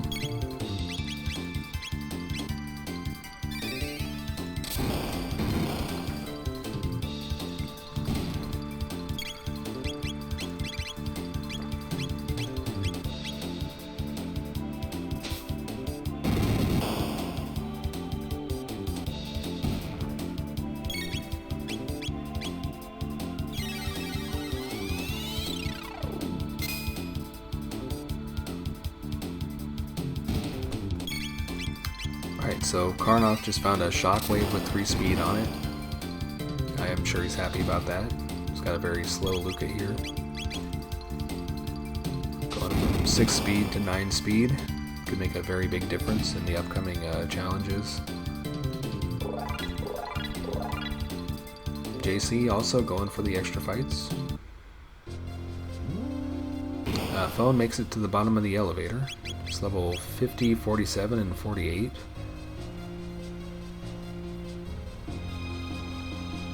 So, for regular Lavos, that's pretty good. He could probably make that work. Especially with the crazy damage Marl's going to put out. Looks like he's going to take some extra fights though, so I think we know what he's doing here.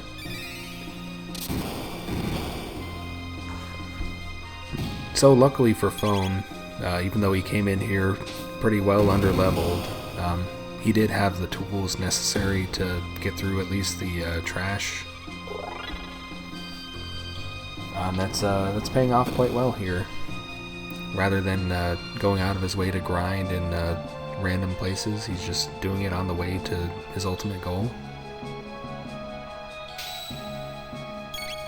Now, whether he can achieve that goal or not remains to be seen. Like I said, the damage output is there, but it's a survival fight. It doesn't matter if you can, crit for 10,000 damage if the boss is gonna crit you for 1,000. He does have 2 squishy characters, so he's gonna want to think about really aggressive healing, use of megas, hasting, full tonics, Cura 2, just whatever he can do. Even like a shield if he's got it. Luca does have Protect, but at the same time he's already got 2 slow characters. He did pump Marl up, so Luca might be a weak link in this approach. Karnoth headed up to the Mount Woe boss. It's got a time hat, not a lot of use, but it's not bad either. In a pinch, it's good.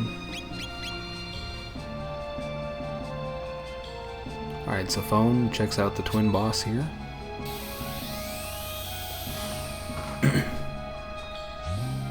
So he doesn't have a whole lot of magic damage to handle this, but it's not a super challenging boss, so inevitably I think he gets through it, no problem.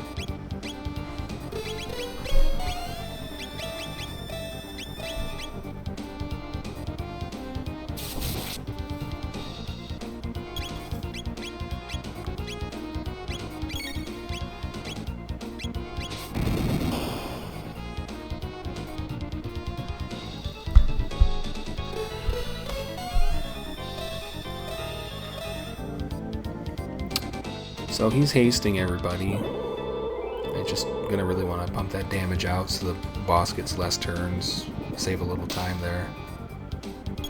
We got a dragon tank up on Mount Woe.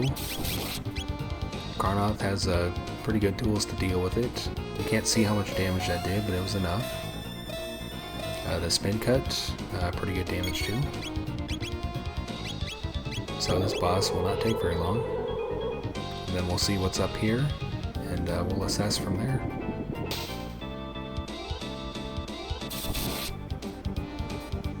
I would say, once again, assuming Phone can get through what he's trying to do, he's probably pretty well ahead, but if this is an item that leads to go mode for Karnoth, he's going to be right behind him. He can take advantage of any possible wipes or changes in strategy, or just generally giving up on the hard Lavos.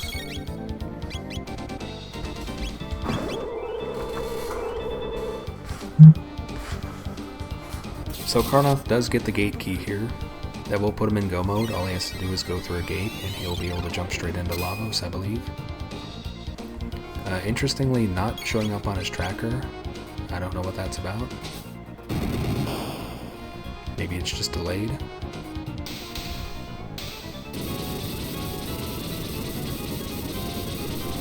So Karnoth is gonna check some shops possibly.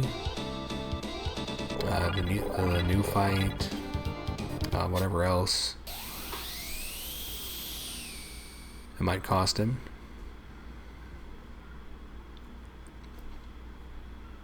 But you don't want to be underprepared for the fight either. He finds the Valkyrie, so he might also change his approach. It's very hard to pass up an item like that.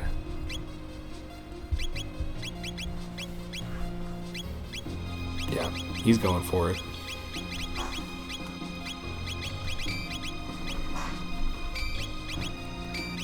So we'll see who he swaps out here. Looks like Luca's getting the boot. Notably, he's level 54 for his party. More than enough for Lavos, especially with some casters in his main party.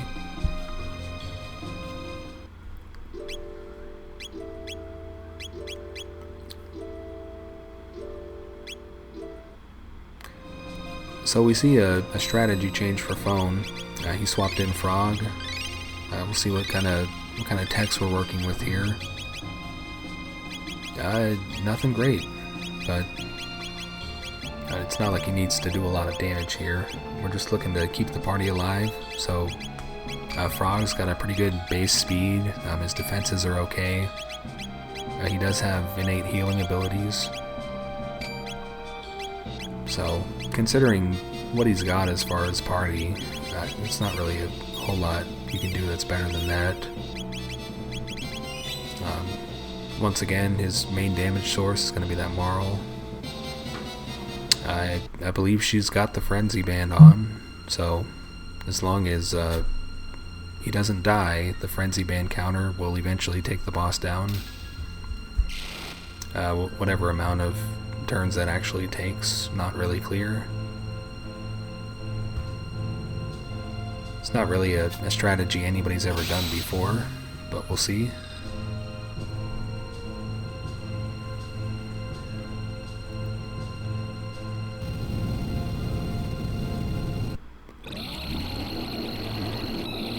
So normally for hard Lavos, you probably want to be a little bit higher than level 50. Usually it's like high 50s or 60, just to be able to efficiently deal damage while also healing. Phone doesn't have like a lot of AoE healing capability. Marl goes down. So the problem here is if she dies in one hit, she can't counterattack. And if we're just spending turns keeping her alive, then things aren't really going to work very well. So we'll see what we do to try to mitigate this. Like I said, if there is a shield, he can possibly use that to keep her up. Failing that, maybe just keep reviving her. But I don't know if that works very well. We do have one shield, so assuming he does win the fight pretty quickly, that's fine. If the shield wears off, she's just gonna go back to dying to every attack. Karnoth is actually starting his Lavos as well. Because he's doing the regular Lavos, he will have to also do the interior. Do the the second form and the third form to complete his seed. We do run with the hard Lavos counts as last boss option enabled most of the time. Mostly because once you get past this boss, the rest of it's a bit anticlimactic, as even the other phases of Lavos are not comparable to hard Lavos in terms of their damage output. So it's just kind of a waste of time, frankly. And also because hard Lavos is behind a fairly long and difficult dungeon. It's just not really something we want to sit through. So we do get a good crit there. It's mostly just survival at this point. His team doesn't really have any good AoE healing capability, but he did have Megas. He does have Slurp and Cure 2, Aura Whirl. We just gotta hang on until it's over. Karnoth also making use of his quad 9s, gets through the shell. Marl almost gets one shot through the shield, but crits again, so you might actually be pretty close to winning outright here. phone does have another 4 megas in the tank, so it's hard to imagine he doesn't get through this.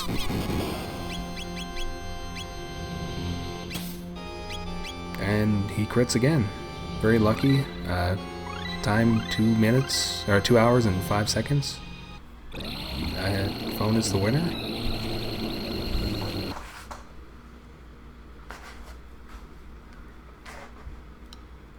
So I'm gonna go ahead and pop the audio over to Carnoth. We're gonna see what he's thinking about. I'm just gonna take a back seat here.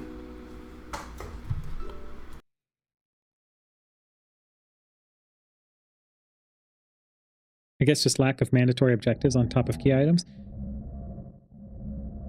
I guess so, yeah. I mean, it depends. Like, if it's just like... I guess it just depends on how everything lines up, you know? Nipple beam!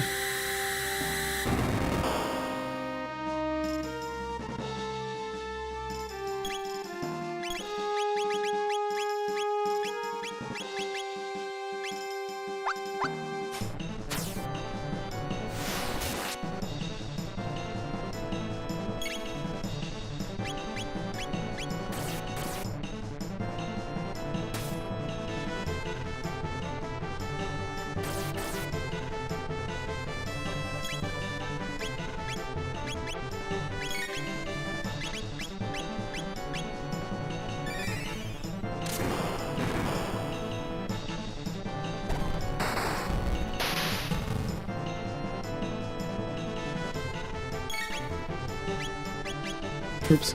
Well, I killed this one on accident. My times go up playing it. Yeah.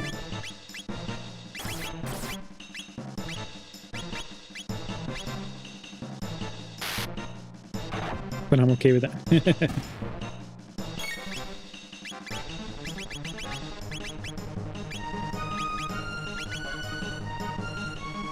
F5, yeah. For a vods, this is good, but I think I'm probably encroaching on dialing in good settings for this. Okay.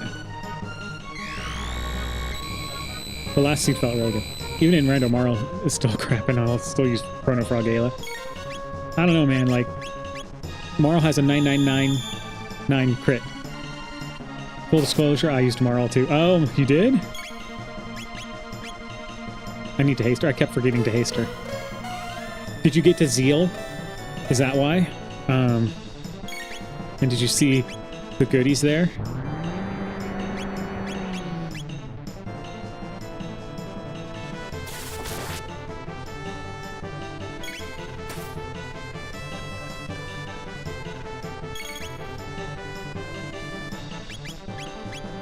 Does anyone need a kiss before we go?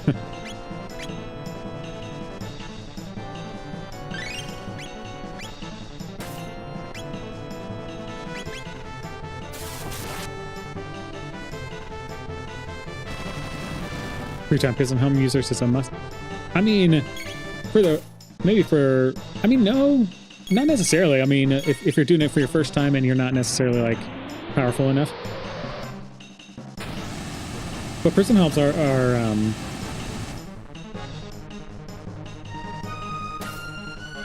yeah, there we go. Yeah, 40% crit rate is insanity.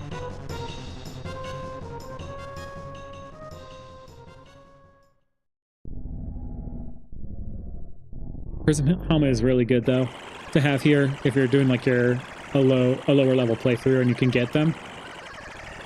For sure, they're like a good must, almost a must if you're low level. But if you're not, like if you're playing this randomizer, it's not necessarily a must as long as you have like Vigil Hat, Amulet, or something, you know. Nova Armor, like Chrono has no. Unfortunately, like Chrono's the only one with status immunity, so I got to be careful. And I didn't purchase a lot of heals. So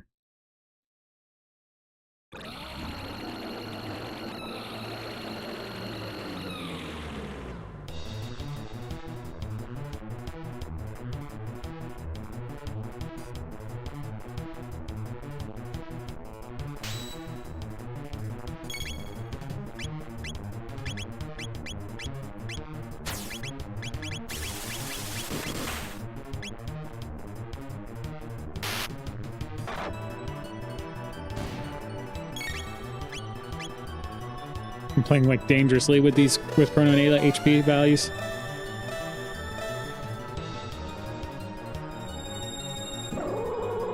Ayla's should be dead. Oh no, she's not. She's not quite. The extra levels are helping then.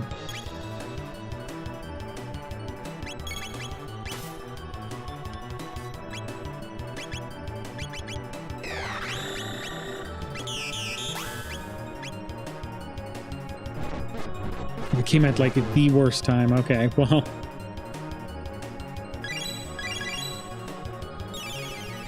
Yeah, that's got my anxiety going nuts. Throw that Mega Man. Yes, I did. Do not crit. Marl, if you crit one of us, we're toast.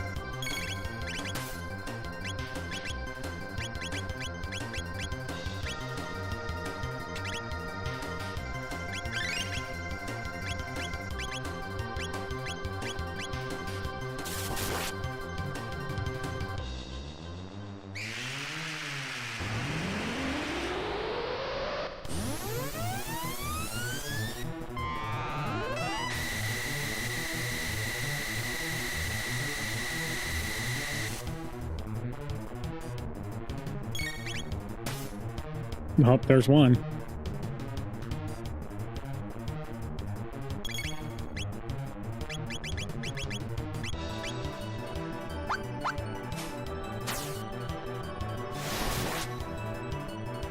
Yeah, it's just not quite worth it.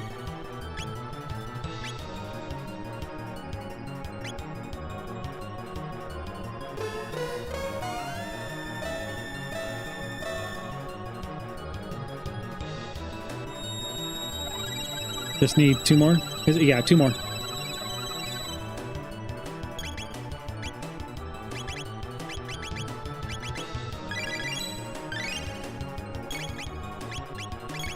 Oh, I attacked the wrong one. That's okay though.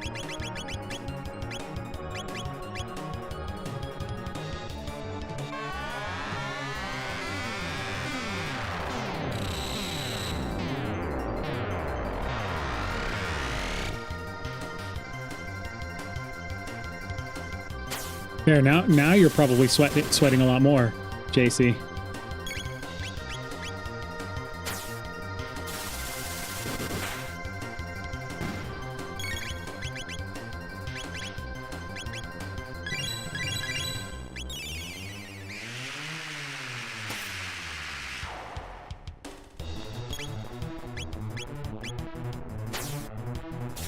I am. I'm whipping it right now. That was it. 3 crits from Marl. Our Marl MVP. There we go.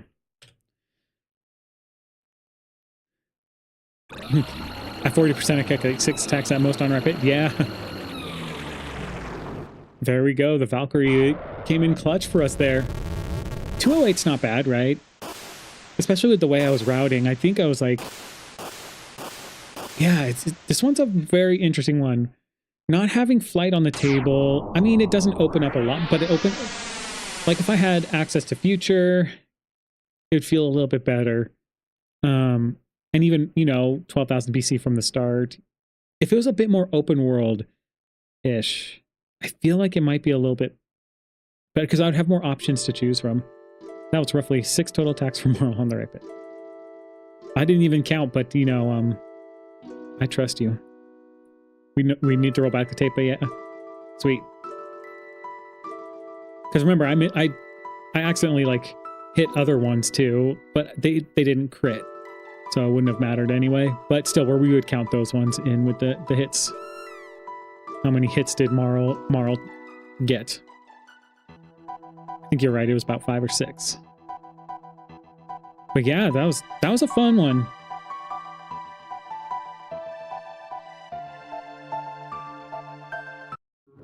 Except normally Marl is crap, only Ayla has a 999 crit. Yeah, at level 96. Plus Robo is the post DS remake only as well. Yeah. But I mean Marl, like I've said before, you know, with Marl, the biggest thing I've done with her is either used her in double techniques and everything. and she can help out Lucan to kind of really do some more damage and everything, but it all depends, you know. I mean, I've worked her into every team I imaginable in the original, so her biggest use case here is having haste, hasting everybody, without having to wear haste helms, you know, and that kind of gives like a really good, a really good extra slot. You know, I don't have to wear a haste helm, so I can, you know, wear a prism helm or something, you know, consideration sort of thing. So she isn't totally bad. Yes, her attacks are bad. We'll just put it at that. But when she combines with people and everything, she can be actually pretty decent. As far as compared to anybody else, though, yeah, she's lower tier.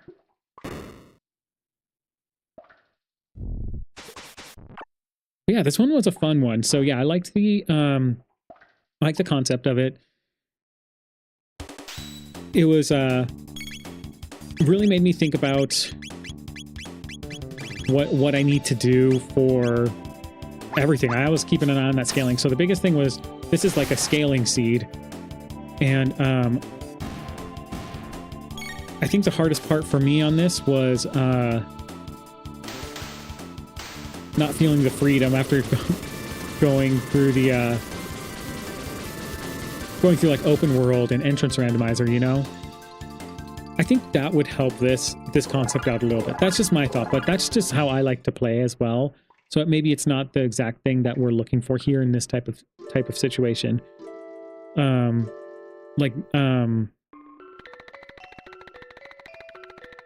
So like this game mode, maybe it will be played like this, you know, and it is actually a good way to play this. Maybe I just need to roll more and see how each of these kind of pan out too. I feel like it does gate people more towards a dungeon aspect, right? I'm not going to do those quick checks. I'm not going to do those. Let me pick and choose the checks I need to do at different times. So yeah, I think there's a good concept. There's a great concept here. I think, yeah, but that's my thought on it. I still love it though, because it's CTRando. Okay, so JC has reviewed. He's got the numbers. He's got the numbers. There's 4 total attacks on the right. Oh man. 4 total attacks at 40%. Well, there you go. Marl MVP with only 4 of them.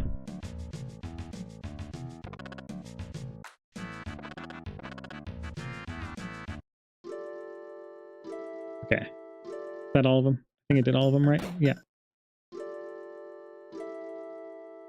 All right. Well, that was it. That was a good, successful one.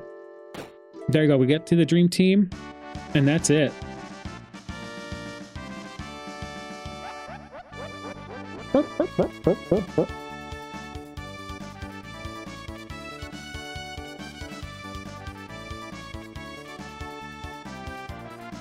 Okay.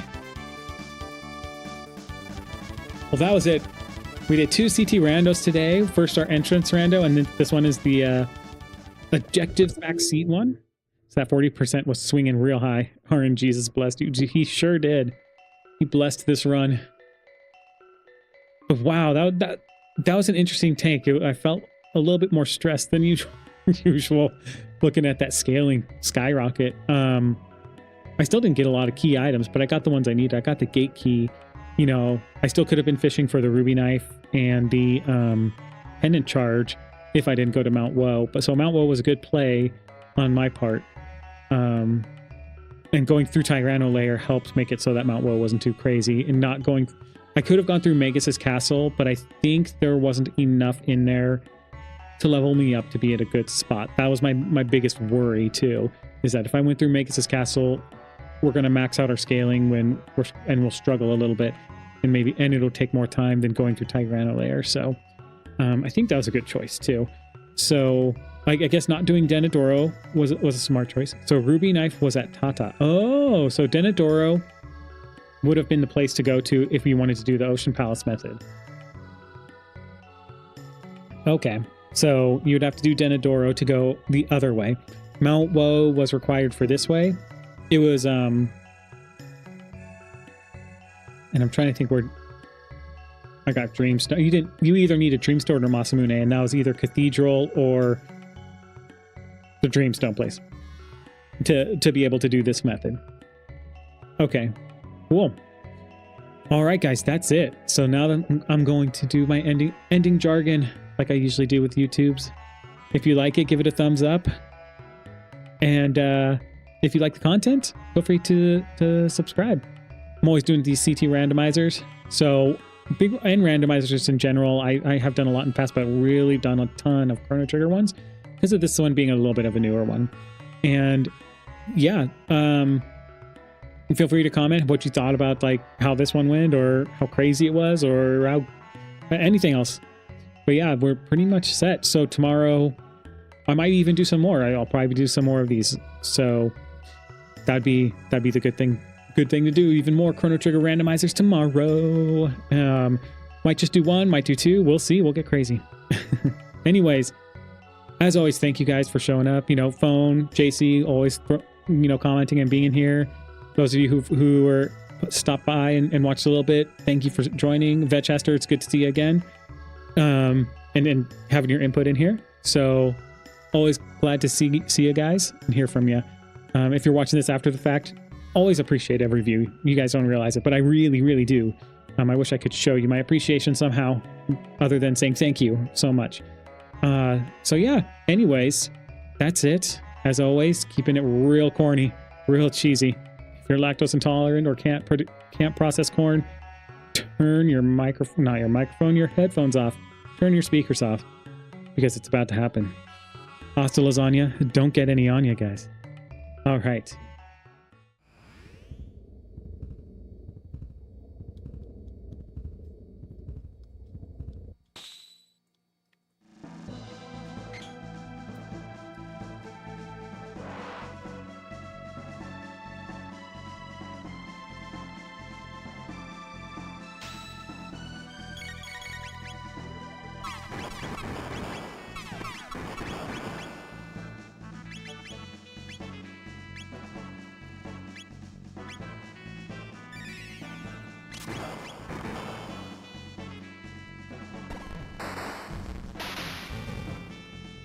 Is it worth it? Kinda.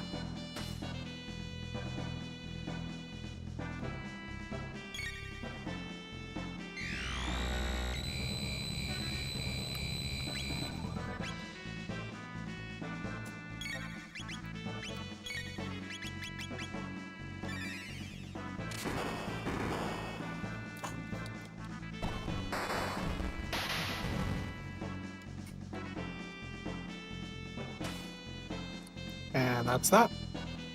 Onward to Lavos 2.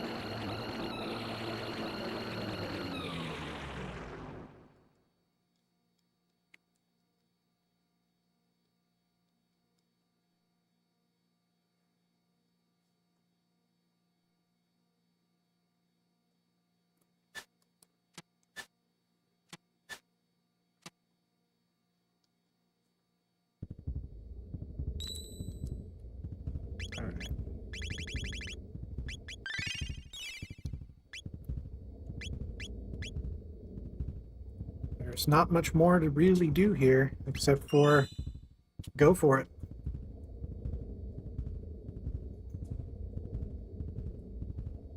I still kind of feel like,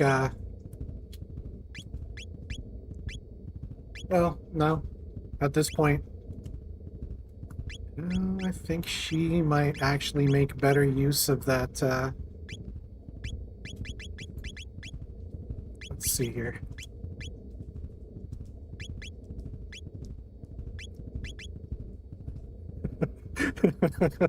No, don't do it. Don't do that. But she could do that. That would probably be respectable for her, because the extra stamina would mean more defense.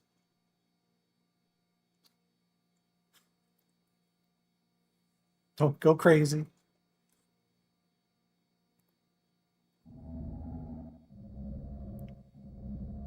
Let's get started with these opening nipple beams, as usual.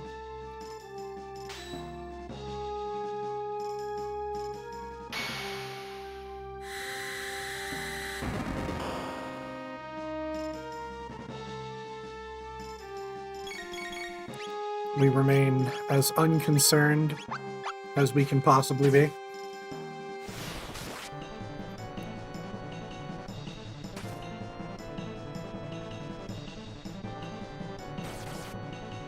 Actually, what I want to do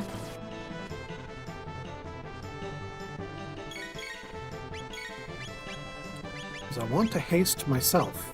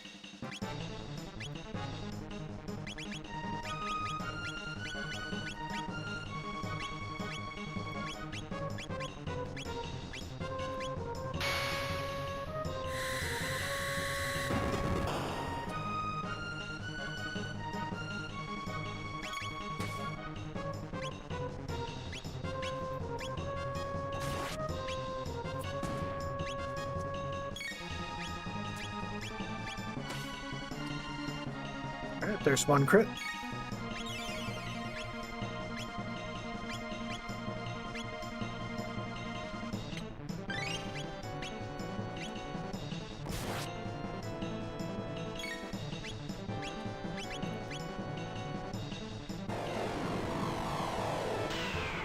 That's fine. I'm not terribly concerned about that, because I only need to hit him like once or twice more with this.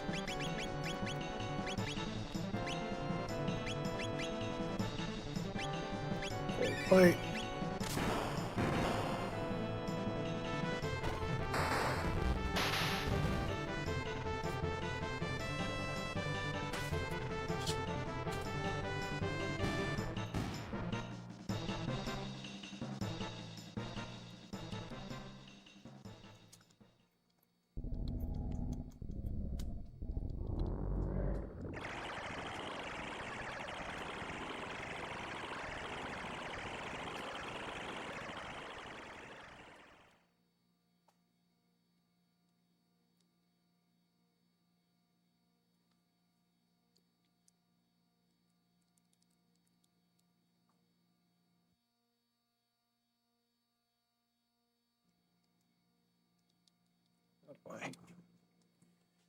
Let's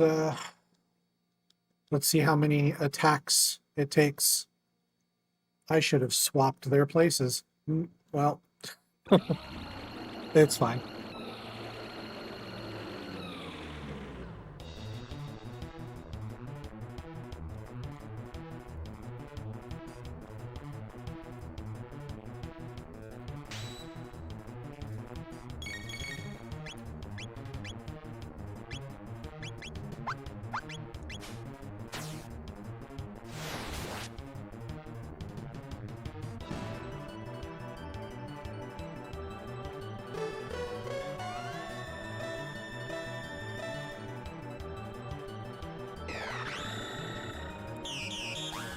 That's what we like to see. Shut off that defense.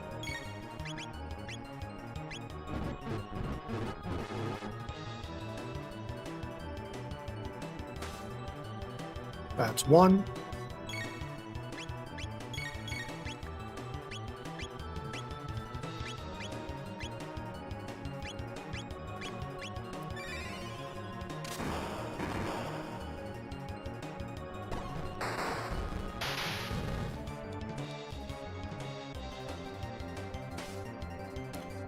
That's two.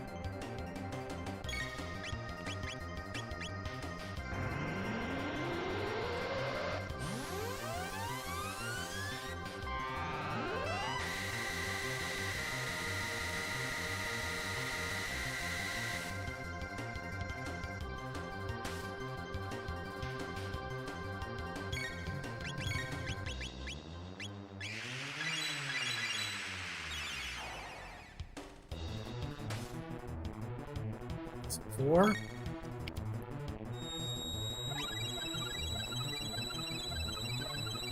Four hits total.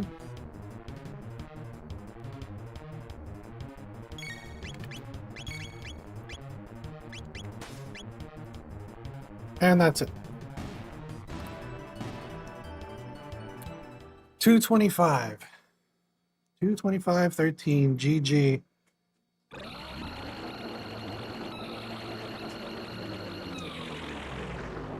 Ah.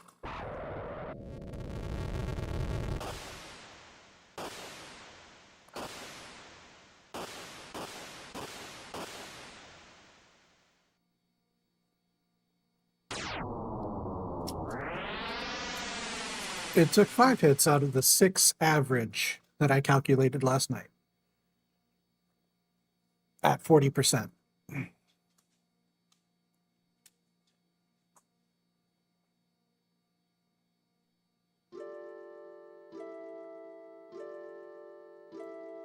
A number that I completely and totally pulled out of my ass because I can barely count to 10. Developer ending, we've seen hundreds of times. I'm not going to go through all that. I have been streaming for 2.5 hours to both YouTube and Twitch. Thank you guys, all of you who tuned in, those of you who are watching now, those of you who are going to watch later on both platforms. It was a fun seed. No real thoughts to put into there except for definitely could use scaled lavos the next time we do this. I have things I need to go do, so I'm going to go ahead and end stream for now. But I might be back later with maybe another seed. Who knows? I'm out of here.